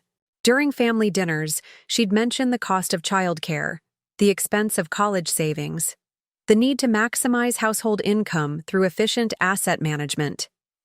"Marcus has been looking into some investment opportunities," she'd mention casually, "but it's challenging when so much of our potential capital is tied up in non-productive assets." Non-productive assets. I didn't immediately realize she was referring to me, the widowed mother-in-law living rent-free in a house that could be generating income or sold for investment capital. But as her comments became more frequent and more pointed, the message became unmistakable. "I've been researching senior living communities," Sarah announced during a particularly uncomfortable Sunday dinner in June. "Some of them are really quite lovely, like cruise ships on land with activities and medical care built right in. It seems like such a pleasant way to spend your golden years." "I'm perfectly happy here," I replied firmly. "This is my home." "Of course," Sarah smiled, but her eyes remained cold. "I just think it's important to explore all options, especially now that we need to think about what's best for multiple generations." Multiple generations. As if my presence in my own home were somehow harmful to her unborn child. Marcus, caught between his wife's subtle pressure and his residual loyalty to me, tried to change the subject, but I could see the conflict in his eyes. The way he was beginning to frame our living arrangement as a problem requiring solution rather than a family bond worth preserving. The pressure intensified after their son James was born in November 2021. Sarah used the baby as both shield and weapon, presenting every suggestion as concern for his welfare, while making it clear that my continued presence in their house was an obstacle to proper family life.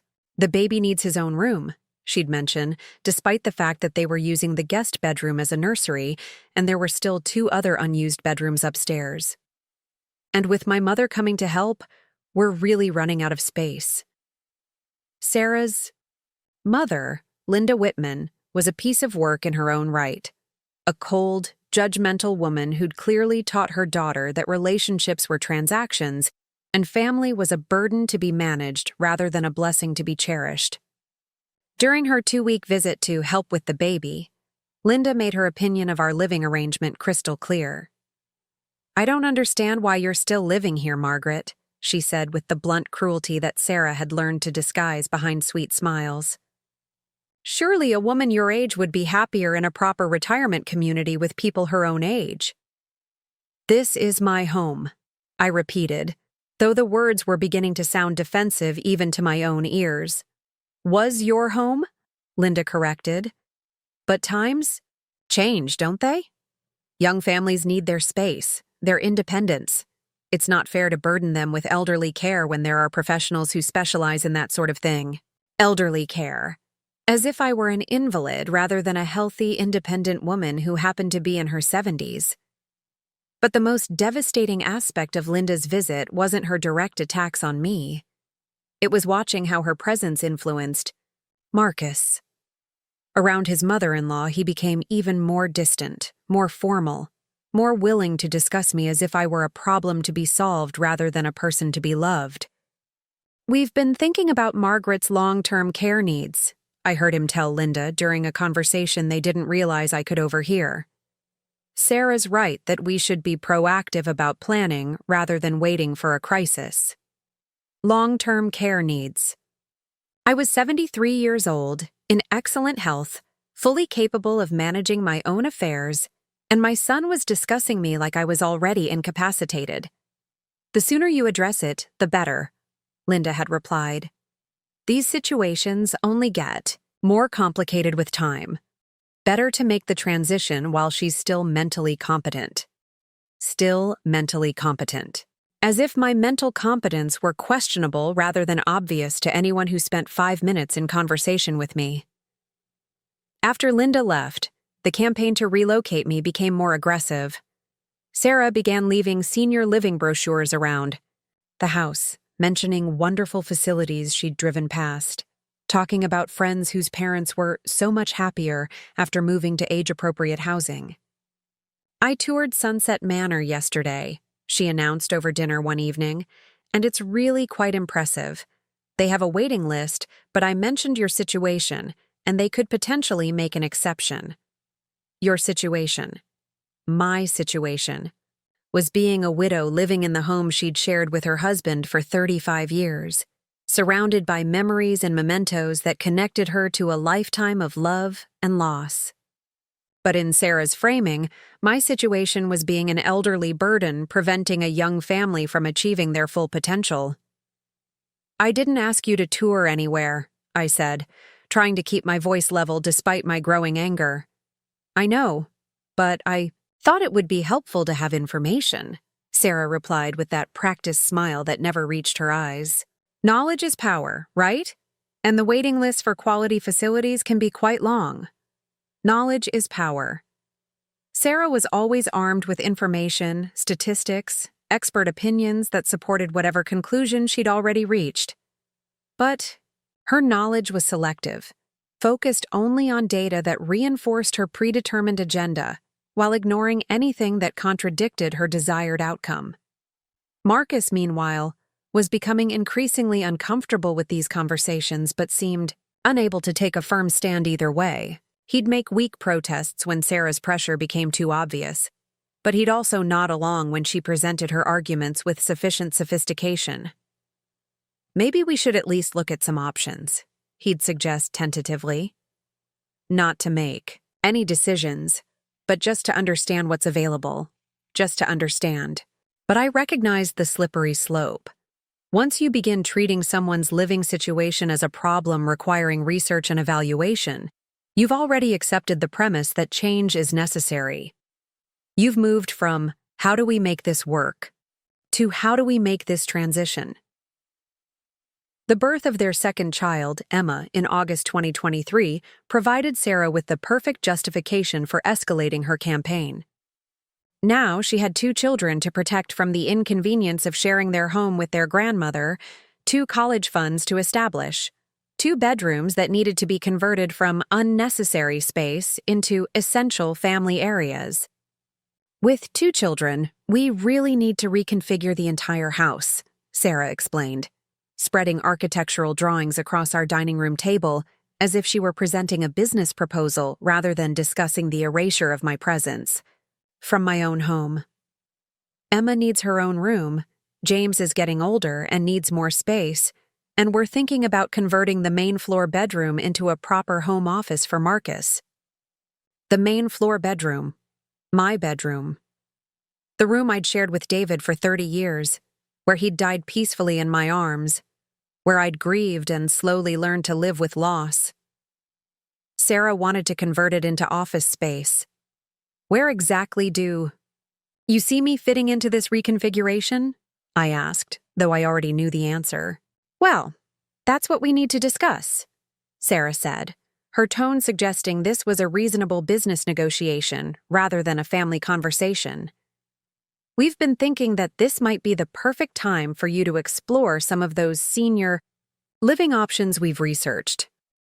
The kids are at an age where they need stability and routine, and honestly, Margaret, you deserve to be somewhere that's designed for your needs rather than constantly adapting to ours. Your needs versus ours. As if my needs were fundamentally incompatible with family life. As if my presence were an imposition rather than a natural part of multi-generational living. Marcus looked profoundly uncomfortable throughout this presentation, avoiding eye contact and fidgeting with his coffee cup. But he didn't object to Sarah's characterization of the situation, didn't defend my right to remain in my own home, didn't acknowledge that the reconfiguration she was proposing would effectively erase me from the family structure. "Marcus," I said quietly, "what do you think about your wife's plans?" He looked up then, and for a moment I saw something that might have been regret or recognition in his eyes. But Sarah placed her hand over his, a gesture that appeared supportive, but contained an unmistakable message about where his loyalties should lie. "I think," Marcus said slowly, "that we all want what's best for everyone. And maybe it's worth exploring what options exist, not making any decisions," he added. "Quickly, but just understanding what's possible. Just understanding what's possible.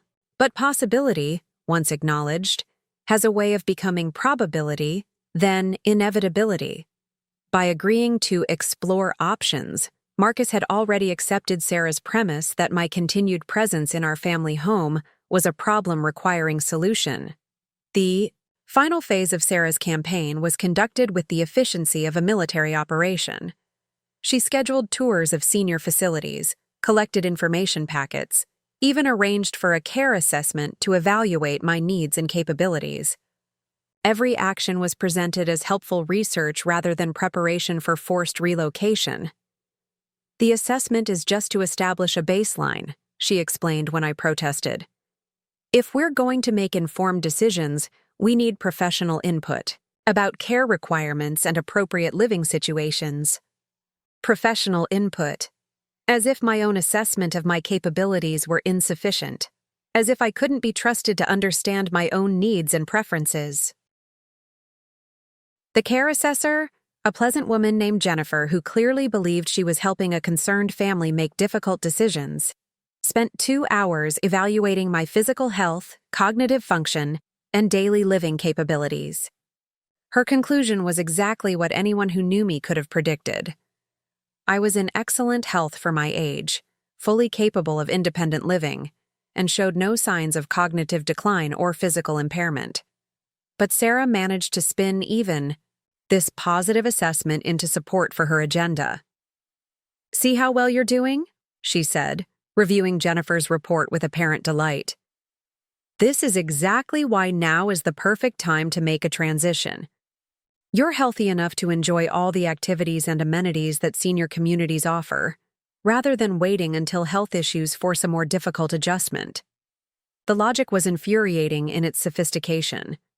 Because I was healthy, I should move to a facility designed for people with health problems. Because I was independent, I should relocate to a community that would gradually erode my independence through well-meaning oversight and structured activities. By the winter of 2024, the pressure had become constant and unbearable. Every conversation eventually turned to my living situation. Every family gathering included subtle references to senior communities and their wonderful amenities. Every interaction with Sarah contained the implicit message that my continued presence was preventing her family from achieving their full potential. Marcus, meanwhile, had become a stranger in his own right.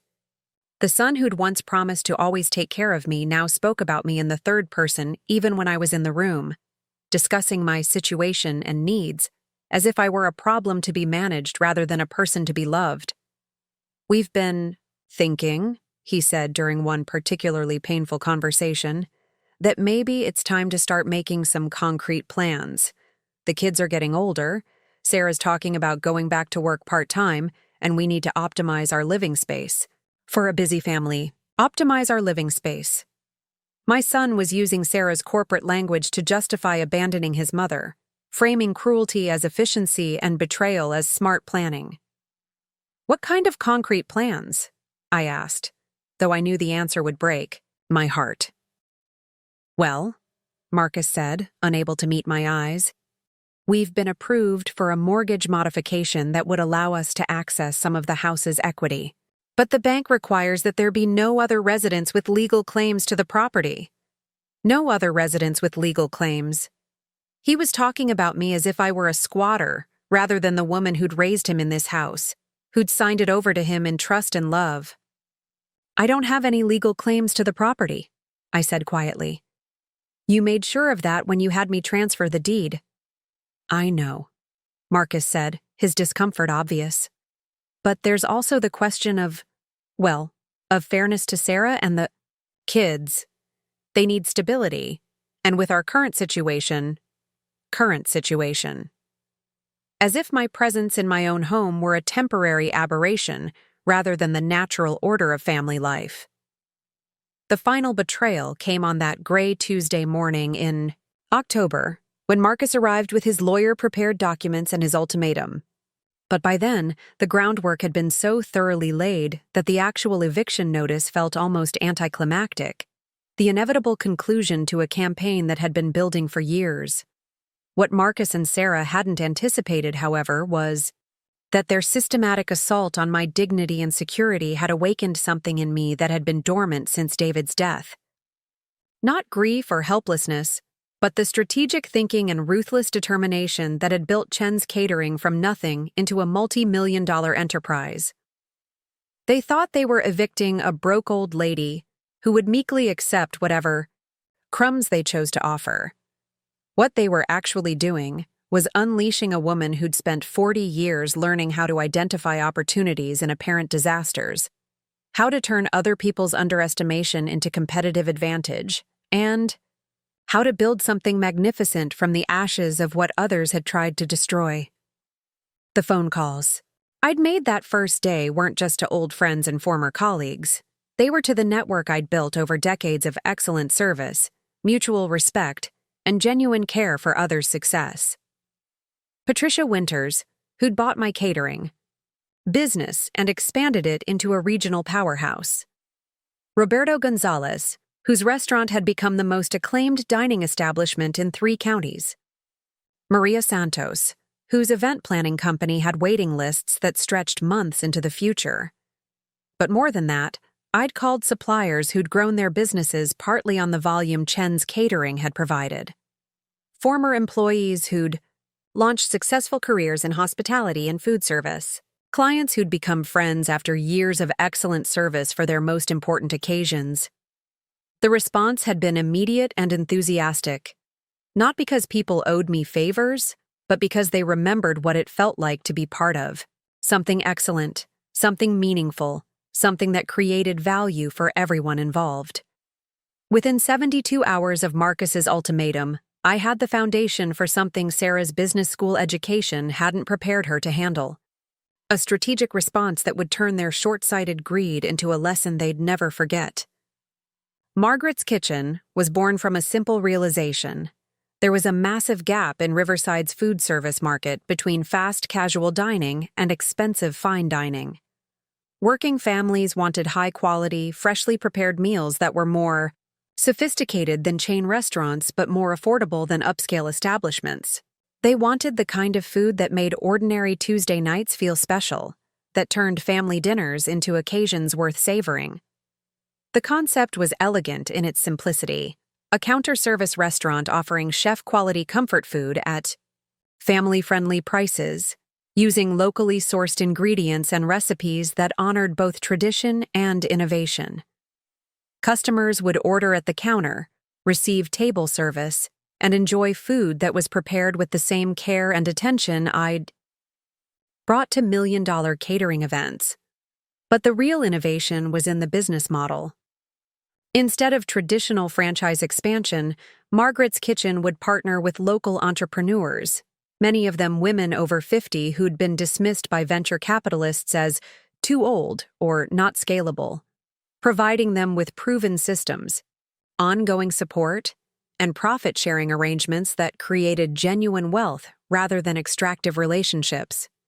Patricia had been the first to commit, offering to invest her resources and reputation in the venture. "I've been waiting 20 years for you to come out of retirement," she'd said. "The food service industry needs someone who remembers that success isn't just about profit margins.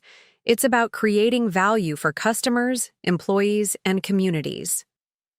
Roberto had signed on as head of culinary development, bringing his creativity and technical expertise to the challenge of creating restaurant-quality food at fast casual prices. "Doña Margaret," he'd said, using the respectful title he'd called me since his first day in our kitchen. This is the project I've been dreaming about.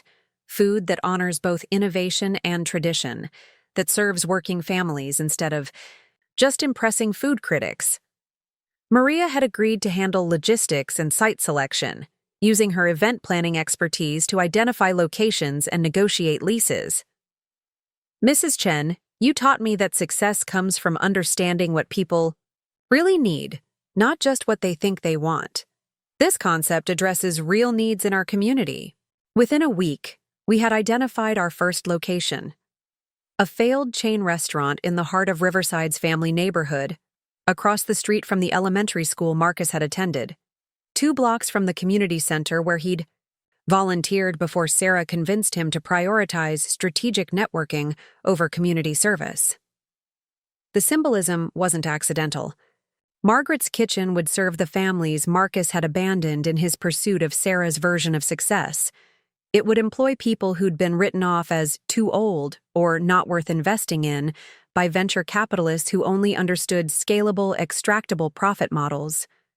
It would prove that businesses built on genuine care for customers and employees could compete successfully against corporate chains optimized for maximum shareholder returns. But the most satisfying aspect of the venture was its financing structure. Instead of seeking traditional investors who would demand quarterly profit maximization, we'd structured Margaret's Kitchen as a cooperative owned by its employees, suppliers, and community partners. Everyone who contributed to its success would share in its prosperity, creating sustainable wealth that stayed within the community rather than being extracted by distant shareholders. The initial investment came from an unexpected source, the sale of my personal belongings. The jewelry David had given me over 40 years of marriage, the china we'd received as wedding gifts but rarely used, the artwork we'd collected during our travels, the antique furniture that had been in our family for generations. Each sale felt like losing another piece of my history, but it also felt like investing in my future. Marcus and Sarah had tried to reduce me to nothing, to erase my presence from the home where I'd built my life. But their cruelty had freed me from sentimental attachments that were keeping me anchored to the past instead of building toward the future. The most valuable item was David's vintage Rolex, a gift from his father that had appreciated significantly over the decades. Selling it broke my heart, but it also provided the seed capital for what would become Marcus's most expensive lesson in the difference between price and value. By the time I moved out of the house I'd called home for 35 years, I wasn't fleeing in defeat. I was departing strategically, like a general who withdraws from one battlefield to engage the enemy on terrain of her own choosing. The small apartment I rented was in a converted Victorian mansion 6 blocks from Margaret's Kitchen's future location. It had high ceilings, original hardwood floors, and enough space for the few possessions I'd chosen to keep. More importantly, it had a kitchen where I could experiment with recipes and a dining room where I could host the planning meetings that would define the restaurant's future. Marcus called twice during my moving week, his voice strained with what might have been guilt or concern. "Mom, are you sure you're okay? Sarah feels terrible about how things worked out. Maybe we could help you get settled? Make sure you have everything you need?" Sarah feels terrible. Not, "I feel terrible," or "we made a mistake," but Sarah's emotions were somehow relevant to the conversation. "I'm fine, Marcus," I'd replied, meaning it completely for the first time in years. "I'm exactly where I need to be." "If you need anything," he'd offered weakly, "just call. We want to make sure you're comfortable." Comfortable. As if comfort were the issue rather than respect, dignity, and the fundamental question of how family members treat each other. "I have everything I need," I'd assured him, "but thank you for the offer." What I had was something Marcus couldn't understand and Sarah couldn't control: purpose, community, and the knowledge that came from 40 years of building businesses that served real needs rather than extracting maximum profit from captive markets. Margaret's Kitchen opened 6 months later on a rainy Tuesday morning that reminded me of the day Marcus had served me eviction papers. But instead of grief and betrayal, this day brought excitement and hope as customers lined up to try the food that had already generated buzz throughout Riverside's tight-knit community. The menu was small but perfectly crafted. 5 entrees that rotated seasonally, 3 sides that could be mixed and matched, 2 soups that changed daily, and desserts that honored both innovation and tradition. Every dish was prepared to order using ingredients sourced from local suppliers who'd committed to sustainable practices and fair wages. But the real magic was in the service model. Customers ordered at the counter, but food was delivered to tables by servers who knew regulars' names and preferences, who asked about family members and remembered important events. The atmosphere was casual but not careless, affordable but not cheap, efficient but not impersonal. The response was immediate and overwhelming. By lunch hour, we had a line out the door. By dinner service, we were turning people away. Local food. Bloggers were posting rave reviews before we'd even officially announced our opening. The mayor stopped by to welcome us to the neighborhood and stayed to eat what she later described as the best comfort food in the county.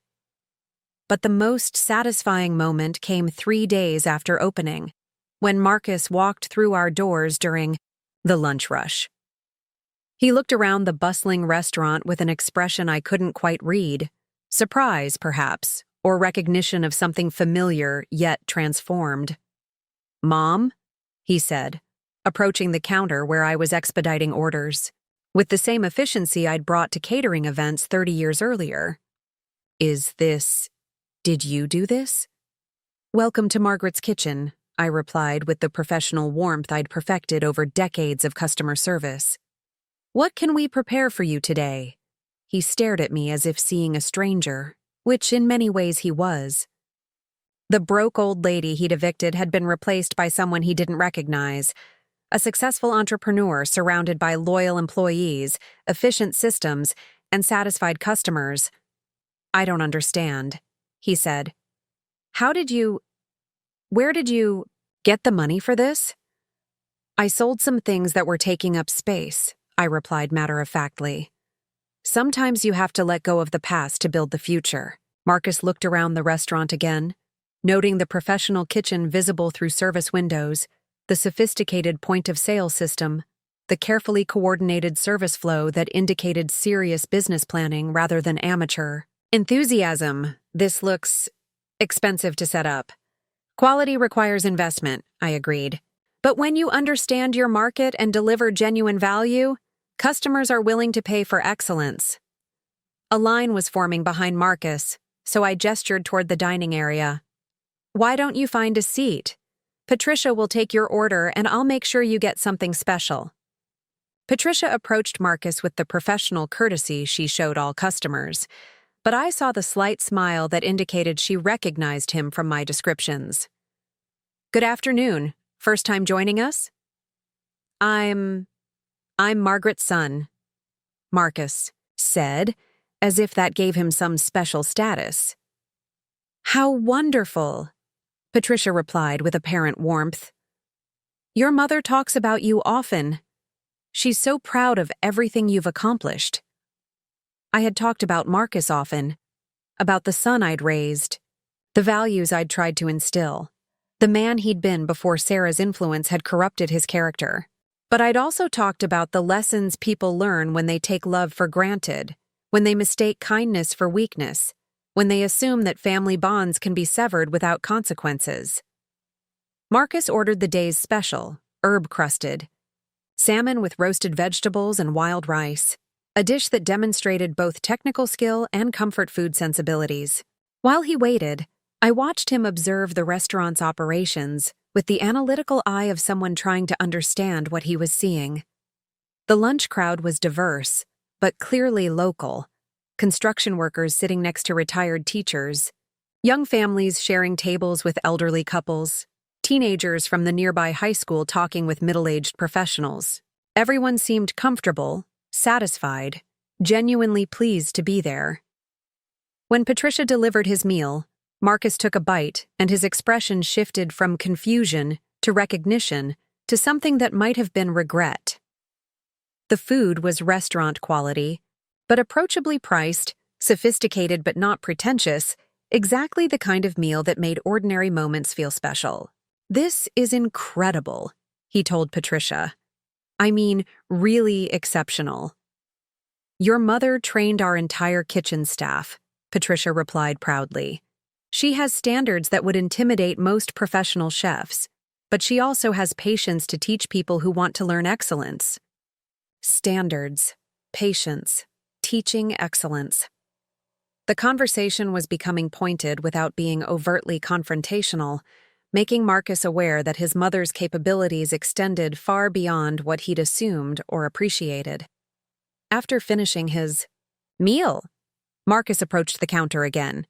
The lunch rush was winding down, giving us a moment for more personal conversation. "Mom, I had no idea you were planning anything like this. When did you? How long have you been working on this?" "I started making calls the day you gave me 30 days' notice," I replied. Sometimes people need motivation to remember what they're capable of. The timing made the point clear.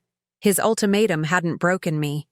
It had freed me to pursue opportunities I'd been too comfortable to explore while living in his shadow. "I'm impressed," Marcus said, though his tone suggested he was also confused and perhaps a little intimidated. "This is a real business, not just some hobby project." "Did you think I'd forgotten how to work?" I asked gently.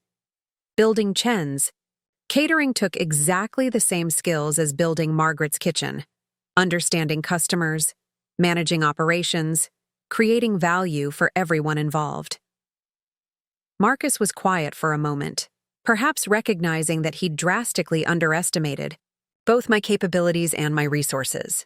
Sarah said, "We thought you were struggling financially, that you needed help managing your affairs." Sarah thought what she needed to think to justify what she wanted to do, I replied without rancor. People often mistake kindness for weakness, gratitude for dependency. But successful businesses aren't built by people who need help managing their affairs.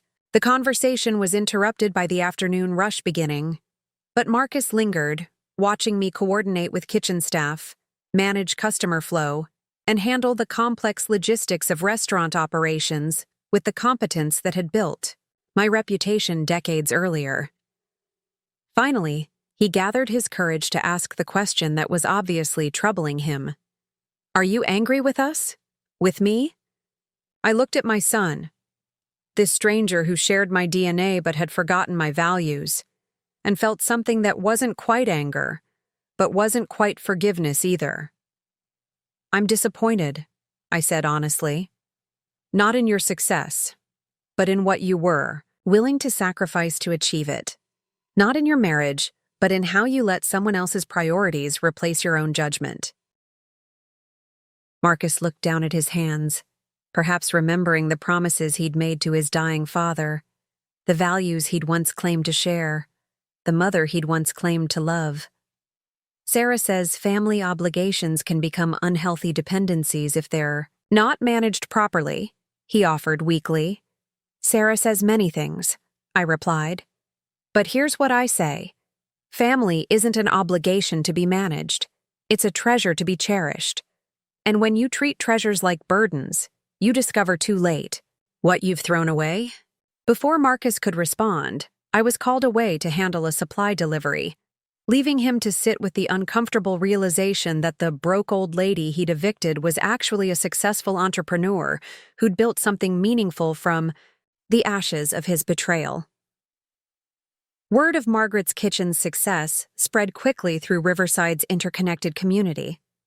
Local media covered our opening, highlighting the story of the 73-year-old entrepreneur who'd launched a thriving business after being encouraged to downsize by her family. The coverage was respectful but pointed, making clear that my relocation hadn't been entirely voluntary. Social media amplified the story, with customers sharing photos of meals and praising both the food quality and the heartwarming narrative of late-life reinvention. Food bloggers from surrounding cities made special trips to try our menu, invariably leaving with rave reviews and promises to return. But the most meaningful recognition came from within the community we served. Margaret's Kitchen became a gathering place for neighborhood families, a reliable source of excellent meals for busy parents, a training ground for young people learning food service skills, and a symbol of what small businesses could accomplish when they prioritized community value over extractive profit. 3 months after opening, we were generating enough revenue to justify expansion.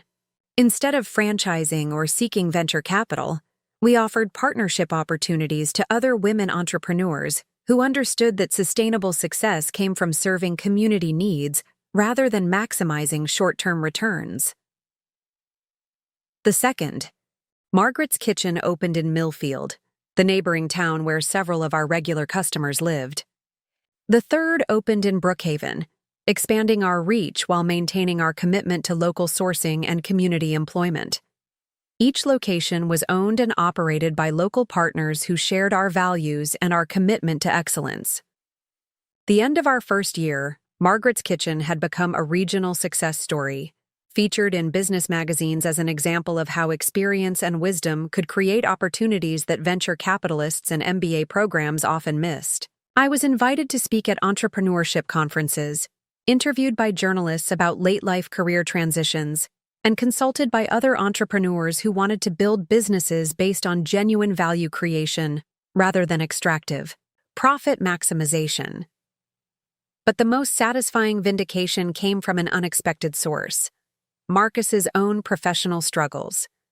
While I was building a successful restaurant chain, he was discovering that Sarah's ambitious networking strategy had led him into professional relationships that prioritized profit over purpose, efficiency over meaning, individual advancement over community development.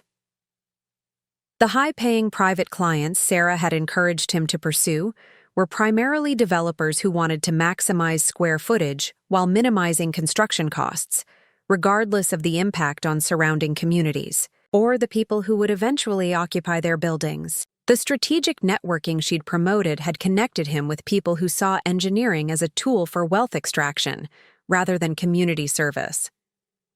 Marcus had become successful in the narrow sense that Sarah valued: higher income, prestigious clients, professional recognition within certain circles. But he'd lost the satisfaction that had once made his work meaningful, the sense of purpose that had sustained him through challenges, the connection to community that had grounded his identity. I learned about his professional dissatisfaction, not from Marcus himself, but from Roberto, who'd maintained connections throughout Riverside's business community. "He looks tired," Roberto observed during one of our planning meetings. "Not physically tired, but spiritually tired. Like someone who's gotten everything he thought he wanted and discovered it wasn't worth what he paid for it." The exhaustion became more apparent during Marcus's increasingly frequent visits to Margaret's Kitchen. He never directly acknowledged what he'd lost by evicting me, but his presence suggested a longing for something he couldn't quite name. Perhaps the sense of belonging and purpose that had characterized our family before Sarah's influence had redirected his priorities. "Business seems to be going well," he'd observe, watching the steady flow of satisfied customers and efficient service that characterized our daily operations. "Business goes well when you understand your customers and care about their experience," I'd reply neutrally, neither dismissing his presence nor welcoming him back into intimacy he'd forfeited through his choices. The final reckoning came on the first anniversary of Margaret's Kitchen's opening, when the local Chamber of Commerce honored me as Entrepreneur of the Year for building a business that demonstrated how commitment to community values could generate both financial success and social impact. The award ceremony was held at the Riverside Convention Center, the same venue where Marcus and Sarah had held their engagement party 5 years earlier. But where that event had celebrated their abandonment of family values in pursuit of social advancement, this gathering honored the creation of something that served community needs while respecting the dignity of employees, suppliers, and customers. Marcus and Sarah attended the ceremony, sitting in the back of the room like reluctant witnesses to a transformation they'd never anticipated. I saw them whisper together during my acceptance speech, Sarah's expression suggesting she was trying to minimize the significance of what they were witnessing. But the significance was unmistakable to everyone else in the room. In less than 1 year, the broke old lady they'd evicted had built a business that employed 37 people, sourced ingredients from local suppliers, served hundreds of families weekly, and generated enough profit to fund expansion into neighboring communities. The applause when I finished speaking was sustained and genuine, reflecting not just appreciation for business success, but recognition of the values that had guided that success. I'd proven that enterprises built on genuine care for others could compete successfully against corporate models designed for maximum profit extraction. During the reception that followed, community leaders, customers, and employees shared stories about Margaret's Kitchen's impact on their lives. Parents talked about reliable access to high-quality family meals. Employees described opportunities for professional development and genuine profit sharing. Suppliers explained how our commitment to local sourcing had strengthened the entire regional food economy, but the most meaningful moment came when Marcus approached me as the evening was ending. "Mom," he said quietly, "I owe you an apology. Several apologies, actually." I looked at my son, this man who'd abandoned his values in pursuit of someone else's dreams, who'd traded his birthright for a mess of pottage, who'd learned too late the difference between price and value. "What are you apologizing for, Marcus?" "For underestimating you.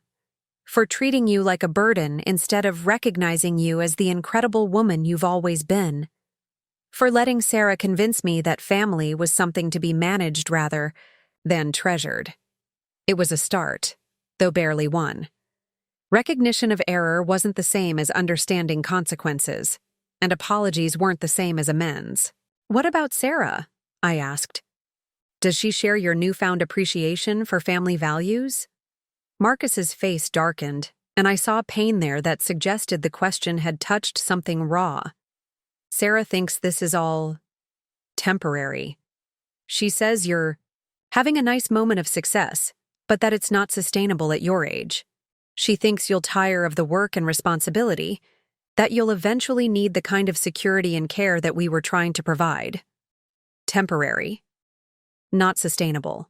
Even faced with overwhelming evidence of my capabilities and success, Sarah was still trying to diminish my achievements and maintain her narrative that I was fundamentally incapable of independent living. "And what do you think, Marcus?" He was quiet for a long moment, looking around the convention center where community leaders were still discussing Margaret's Kitchen's impact and praising the vision that had created it. "I think," he said finally, "that I spent so long listening to what Sarah thought I should want that I forgot what I actually valued.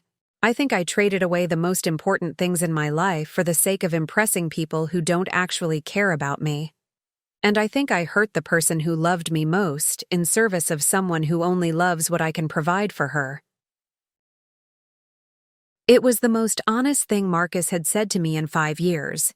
The first acknowledgement that Sarah's influence had been destructive rather than developmental. But honesty about past mistakes wasn't the same as commitment to future change.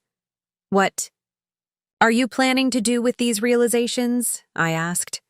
"I don't know," Marcus admitted. "Sarah's already talking about the house renovations again, about converting your old bedroom into office space, about how much better our family life will be now that we have proper privacy and independence. She sees your success as validation, that we made the right choice." Of course she did. In Sarah's worldview, my success proved that evicting me had been beneficial for everyone. I'd been freed to pursue opportunities that were supposedly better suited to my age and circumstances, while they'd been freed to optimize their living space for maximum family functionality. But the real question wasn't whether Sarah would ever acknowledge the cruelty of what they'd done. It was whether Marcus would continue to allow her interpretation of reality to override his own moral instincts. "Marcus," I said gently, "you're 45 years old. You're successful, intelligent, and capable of making your own decisions about what kind of life you want to live and what kind of man you want to be. The question isn't what Sarah thinks about my success or your choices. The question is what you think about the promises you made to your father and the values you once claimed to share." Before he could respond, Sarah appeared at his elbow, dressed in the kind of expensive cocktail dress that was perfectly appropriate for the occasion, while somehow making everyone else feel underdressed. "Margaret, congratulations on your award," she said with that practiced smile that never reached her eyes. "What an unexpected turn of events. I have to admit, when Marcus told me about your little restaurant project, I never imagined it would become so prominent." Little restaurant project. Prominent. Even her congratulations were designed to minimize my achievements while acknowledging them just enough to seem gracious. "Thank you, Sarah," I replied with the same professional courtesy I showed difficult customers. It's been rewarding to discover that the skills I developed over 40 years in business were still relevant in today's market. "Oh, absolutely," Sarah agreed. "Though I imagine the day-to-day responsibilities must be exhausting for someone your age. Marcus and I were just discussing how important it is to have exit strategies for ventures like this, succession plans, that ensure sustainability regardless of the founder's longevity. Exit strategies, succession plans, longevity." Sarah was already looking for ways to undermine my success by suggesting it was temporary, unsustainable, dependent on my continued health and energy rather than solid business foundations.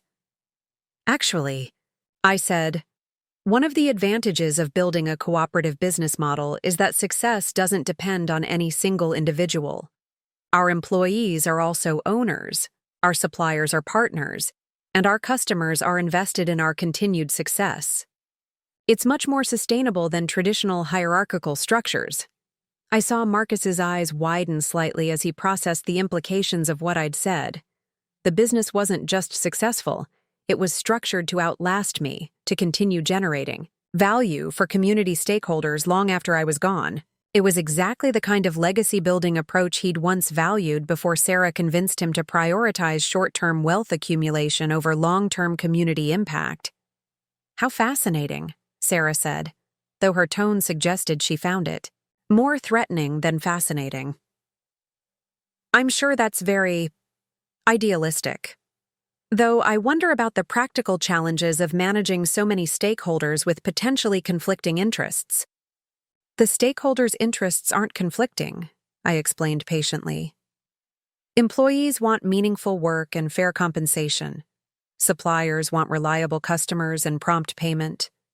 Customers want quality products and good service. When you align business practices with those needs, everyone benefits simultaneously." It was Business Ethics 101, the kind of stakeholder theory that used to be taught in MBA programs before shareholder primacy became the dominant paradigm.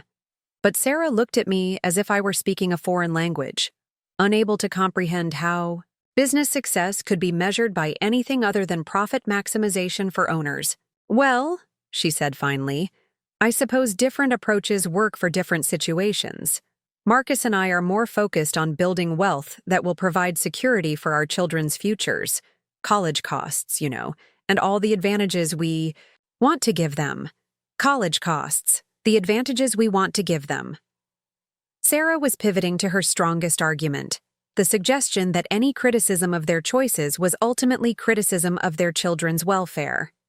But I'd spent enough years in business to recognize strategic deflection when I heard it.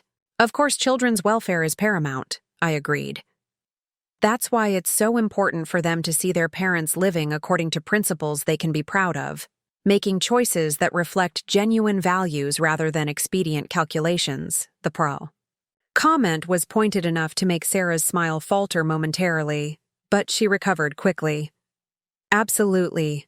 We want James and Emma to understand the importance of practical decision-making and strategic thinking." Practical decision-making. Strategic thinking. Even child-rearing had become corporate speak in Sarah's vocabulary, as if parenting were another project to be optimized rather than a relationship to be cherished. The conversation was interrupted by Patricia, who approached with genuine warmth and excitement. "Margaret, the reporter from State Business Journal wants to set up an interview about expansion plans. Apparently, there's interest from investors in Portland and Seattle who want to discuss regional development opportunities. Portland and Seattle. Regional development. What had started as a single restaurant was generating interest from serious business people who recognized sustainable value creation when they saw it. Marcus looked stunned by this revelation, perhaps finally understanding that his mother's little restaurant project was actually attracting attention from major markets and sophisticated investors. "That's wonderful, Patricia," I said. "Schedule something for next week.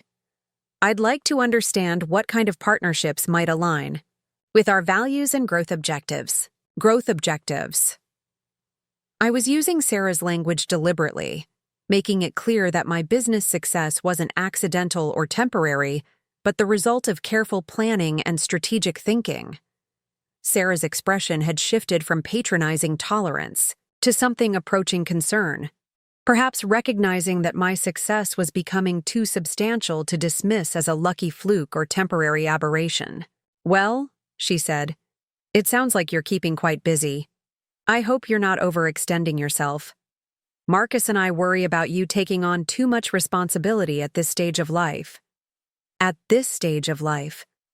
There it was again, the subtle suggestion that age made me inherently less capable, that success in my 70s was somehow less legitimate than success in my 40s or 50s. "I appreciate your concern," I replied, "but I've found that meaningful work is energizing rather than exhausting. When you're building something that serves others and creates genuine value, the responsibility feels like privilege rather than burden." The distinction was crucial, and I saw Marcus register it immediately. Meaningful work versus strategic career. Advancement. Serving others versus accumulating wealth. Creating genuine value versus extracting maximum profit. These were the choices he'd been grappling with, consciously or unconsciously, throughout his marriage to Sarah. "Mom," Marcus said suddenly, "could we talk privately for a few minutes?" Sarah's hand tightened on his arm, a gesture that appeared supportive but contained an unmistakable message about boundaries and loyalties. "Darling, we should probably head home. The babysitter has school tomorrow and it's already getting late." But Marcus gently disengaged from her grip, his expression determined in a way I hadn't seen since before their marriage. "This will just take a few minutes. You could bring the car around?" It was phrased as a suggestion, but it carried the weight of a decision that wasn't open to negotiation. Sarah looked between us with obvious displeasure, perhaps recognizing that her control over Marcus's interactions with me was finally being challenged. "Of course," she said finally, her voice tight with suppressed anger. "I'll be in the parking lot." After Sarah left, Marcus and I moved to a quiet corner of the convention center, away from the remaining reception guests and cleanup crew. "Mom," Marcus began, then stopped, seemingly struggling with how to articulate what he wanted to say. "Take your time," I said gently. "I keep thinking about Dad's funeral," he said finally. "About the promise I made to take care of you. At the time, I thought I knew what that meant. Making sure you had a safe place to live, helping with finances, checking on your health and well-being. Those are all ways of taking care of someone," I agreed. "But I realize now that I was thinking about taking care of you the way you'd take care of a child or an invalid, protecting you from responsibilities and challenges, making decisions for you, managing your life to minimize risks and complications." It was an accurate description of how he'd approached our relationship after David's death, though I doubted he'd recognized the paternalistic assumptions underlying his care at the time. "And now?" I asked. "Now I understand that taking care of someone you love means respecting their autonomy, supporting their choices, celebrating their successes, and trusting their judgment. It means being available when they need help without assuming they're helpless." It was a sophisticated understanding of care that went far beyond Sarah's transactional approach to relationships. But understanding principles was easier than implementing them, especially when implementation required challenging a spouse who'd built her entire marriage around different assumptions. "What are you going to do with this understanding?" I asked. Marcus was quiet for a long moment, looking out the convention center windows toward the parking lot where Sarah was undoubtedly waiting with increasing impatience. I don't know, he admitted. Everything feels complicated now. Sarah's already pregnant again. We just found out last week. She's talking about needing even more space, about converting the basement into a proper playroom, about optimizing our living situation for 3 children. 3 children. More space requirements. More justification for the choices they'd already made. More reinforcement of the narrative that evicting me had been necessary for their family's welfare. Congratulations on the pregnancy, I said, meaning it despite everything. Children are always a blessing, regardless of circumstances. Thank you, Marcus said, then added quietly, I wish Dad could have met his grandchildren. I wish they could grow up knowing the kind of people their grandparents were, the values that built our family. It was the opening I'd been waiting for, the acknowledgement that something precious had been lost when Marcus chose Sarah's vision over his family's legacy. They still can, I said gently. Not knowing your father, unfortunately, but understanding the values he represented. Learning about service, gratitude, the importance of lifting others up rather than climbing over them. Those lessons don't have to die with him. But Sarah thinks, Marcus, I interrupted, you're about to be the father of 3 children. They're going to learn about life by watching your choices, not by listening to your words. The question isn't what Sarah thinks they should learn. It's what kind of example you want to set for them. The truth was stark and undeniable. Marcus's children would grow up believing that family was disposable if it became inconvenient, that elderly parents were burdens to be managed rather than treasures to be cherished, that success was measured by accumulation rather than contribution. Unless Marcus chose to model something different. I need to think, Marcus said finally, about a lot of things. Thinking is good, I agreed. But thinking without action is just rumination. At some point, you have to decide what kind of man you want to be, and what kind of legacy you want to leave your children. Before Marcus could respond, Sarah appeared at the convention center entrance, her posture radiating impatience and displeasure. Even at a distance, her message was clear. The conversation needed to end, and Marcus needed to choose between his wife's schedule and his mother's company. I should go, Marcus said, glancing toward Sarah with obvious reluctance. Yes, you should, I agreed. But Marcus, the door to Margaret's kitchen is always open, not just for meals, but for conversations about what really matters in life. He squeezed my hand briefly, then walked toward the parking lot and the woman who'd spent 5 years systematically destroying his connection to everything he'd once valued.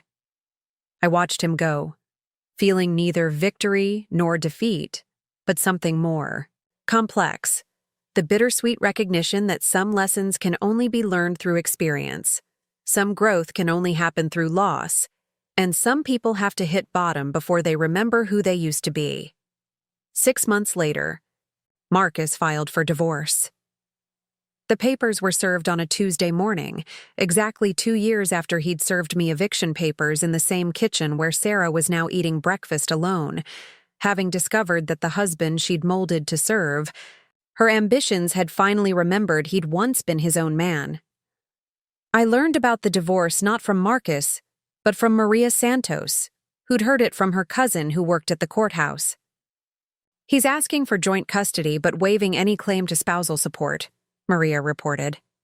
Apparently, he wants to make sure the children are provided for but doesn't want ongoing financial entanglement. Joint custody suggested Marcus was planning to be an active father, not just a checkbook.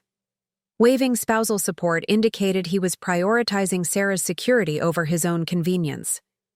Both choices reflected the values David and I had tried to instill decades earlier: responsibility, generosity, putting others' needs above personal advantage. Marcus came to Margaret's kitchen 3 days after the divorce papers were filed, looking haggard but somehow lighter, as if an enormous weight had been lifted from his shoulders. "Mom," he said simply, "I'd like to talk. About everything." We sat in my small office behind the kitchen, surrounded by the organized chaos of a successful restaurant: supplier invoices, staff schedules, customer feedback forms, expansion plans, the accoutrements of a life built on purpose rather than pretense. Sarah says I'm having a midlife crisis, Marcus began. That I'm throwing away everything we built together for some nostalgic fantasy about family values that don't actually exist in the real world. What do you say? I asked. I say, I'm finally waking up from someone else's idea of success and remembering what actually makes me happy. I say I'd rather be poor and principled than wealthy and empty. I say I want my children to be proud of their father, not just provided for by him. It was the most honest statement I'd heard from Marcus in 5 years, the clearest expression of his own values rather than Sarah's expectations. What's your plan? I asked. I want to go back to community development work, Marcus said. Real community development, not consulting for developers who want to maximize profits. I want to design affordable housing, accessible community centers, schools that serve working families rather than impressive architectural firms. It was exactly the work he'd been passionate about before Sarah convinced him to pursue more lucrative opportunities. But returning to meaningful work would require accepting lower income, less prestigious clients, and the kind of professional satisfaction that couldn't be measured by bank account balances. And the children? I want them to know their grandmother, Marcus said simply. I want them to learn about service and gratitude and the importance of treating family like treasure rather than liability.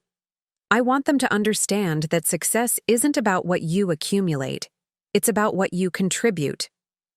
Felt tears threaten for the first time in months. Not tears of sadness, but of relief, recognition, hope. The son I'd raised was still there, underneath the years of Sarah's influence, ready to reclaim his authentic self and build a life based on genuine values rather than borrowed ambitions. There's something else, Marcus continued. I'd like to move back home. Not permanently, he added quickly. But while I'm transitioning careers and establishing joint custody arrangements, the house feels empty and wrong without you, and I think the children should grow up understanding what real family looks like.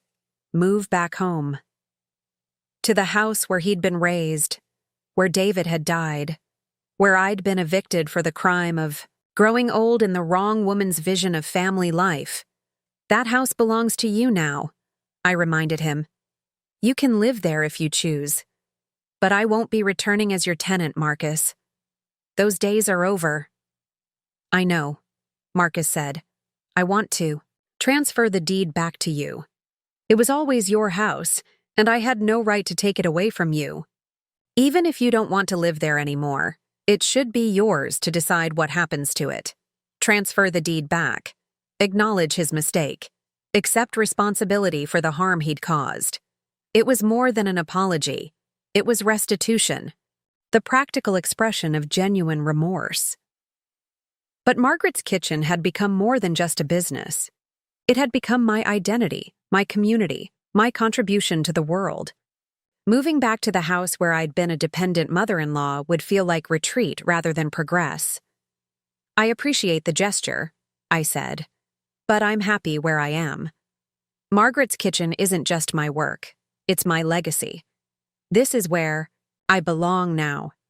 Marcus nodded, perhaps understanding that some bridges, once burned, couldn't be rebuilt exactly as they'd been before.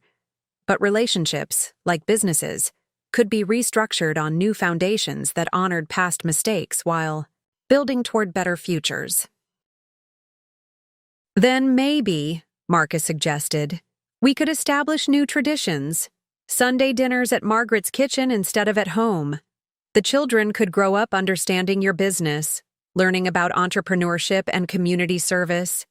They could see their grandmother as the accomplished woman she is, rather than the burden their mother taught them to perceive. New traditions, rebuilt relationships, a family structure based on mutual respect rather than obligation or dependency. It wasn't the same as what we'd lost, but it might be something better, a connection based on choice rather than circumstance, appreciation rather than assumption. I'd like that. I said. 3 years later, Margaret's Kitchen operates 12 locations across 3 states, employs over 200 people, and has been featured in national publications as a model for sustainable, community-focused business development. I'm 76 years old, busier than I've ever been, and more satisfied with my work than I thought possible at this stage of life. Marcus returned to community development and started his own firm specializing in affordable housing and accessible public spaces. His income is half what it was during his marriage to Sarah, but his satisfaction is immeasurable. His children, James, Emma, and 3-year-old David, named for the grandfather he never met, spend every Sunday at Margaret's Kitchen, learning to cook, understanding business operations, and absorbing lessons about service, community, and the difference between worth and wealth. Sarah remarried within 18 months of the divorce, choosing a pharmaceutical executive whose ambitions align perfectly with her vision of success. She moved to Chicago, visits the children monthly, and maintains the same expensive lifestyle she'd built during her marriage to Marcus. By all external measures, she achieved exactly what she'd always wanted: financial security, social status, and freedom from the burden of caring for aging family members. But I think about her sometimes, wondering if she ever reflects on what she lost in her determination to optimize everything around her. The close family relationships she systematically destroyed, the community connections she convinced Marcus to abandon, the sense of purpose that comes from building something meaningful rather than just something profitable. Marcus and I have never discussed the details of his divorce, the property settlements, or Sarah's reaction to losing the life she'd carefully constructed. But I know from observing his children that he's teaching them different values: gratitude instead of entitlement, service instead of accumulation, family loyalty instead of strategic networking. Sometimes when I'm training new employees or meeting with potential partners, I think about the journey that brought me to this point. The grief of widowhood, the betrayal of eviction, the choice to transform suffering into purpose, loss into opportunity, exile into liberation. Margaret's Kitchen exists because Marcus underestimated his mother's capabilities, and Sarah underestimated the consequences of cruelty. Their attempt to reduce me to nothing freed me to become more than I'd ever imagined possible. Their effort to erase my presence from their lives motivated me to build a presence that serves hundreds of families and will outlast all of us. The greatest revenge, it turns out, isn't destruction, it's transformation. Not tearing down what hurt you, but building something so meaningful that the hurt becomes irrelevant. Not proving your enemies wrong, but proving yourself right in ways they never thought to consider. I forgave Marcus not because he deserved it, but because forgiveness freed me to love my grandchildren without reservation and build relationships based on present choices rather than past mistakes. I don't hate Sarah because hatred would have poisoned the success I built from the ashes of her cruelty. But I also don't forget the lessons learned during those dark months when I faced the possibility of being discarded by the child I'd raised, dismissed by the family I'd cherished, reduced to nothing by people who'd benefited from everything I'd given them. I learned that resilience isn't just about surviving difficulty. It's about transforming difficulty into strength. That dignity isn't something others can take from you. It's something you either maintain or surrender through your own choices. That family isn't just about blood relationships. It's about chosen connections based on mutual respect and genuine care. Most importantly, I learned that it's never too late to begin again, to build something meaningful, to prove that experience and wisdom have value that youth and ambition can't replicate or replace. The wake-up call I gave Marcus and Sarah echoes still, not just in their lives but in the lives of everyone touched by Margaret's Kitchen. Every employee who's learned that work can be meaningful.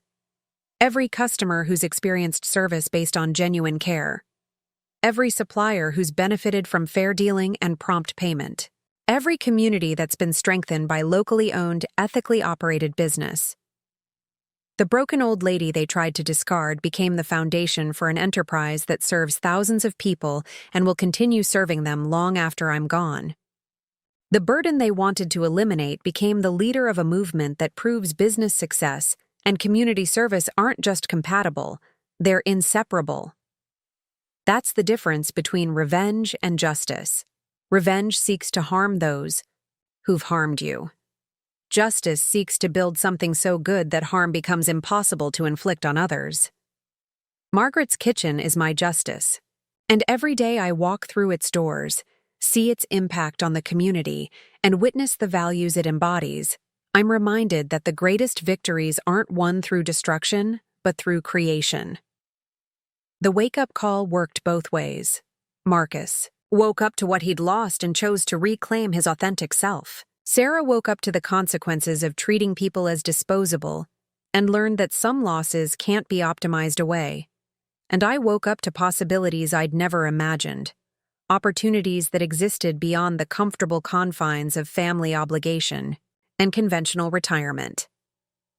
Sometimes the best thing that can happen to you is being forced to discover who you really are when everything you thought defined you is stripped away. Sometimes the cruelest rejection becomes the greatest liberation. Sometimes getting kicked out of one life is exactly what you needed to build a better one. And sometimes, when people try to reduce you to nothing, they inadvertently give you the freedom to become everything you were meant to be. The game is over. I won. But more importantly, everyone who walks through Margaret's Kitchen's doors wins too. That's what happens when you build victory on values instead of vengeance, purpose instead of pride, service instead of selfishness. That's the wake-up call that keeps on ringing, transforming ordinary Tuesday mornings into extraordinary opportunities to make the world a little better, one meal at a time. Up next, you've got 2 more standout stories right on your screen. If this one hit the mark, you won't want to pass these up. Just click and check them out. And don't forget to subscribe and turn on the notification bell so you don't miss any upload from us.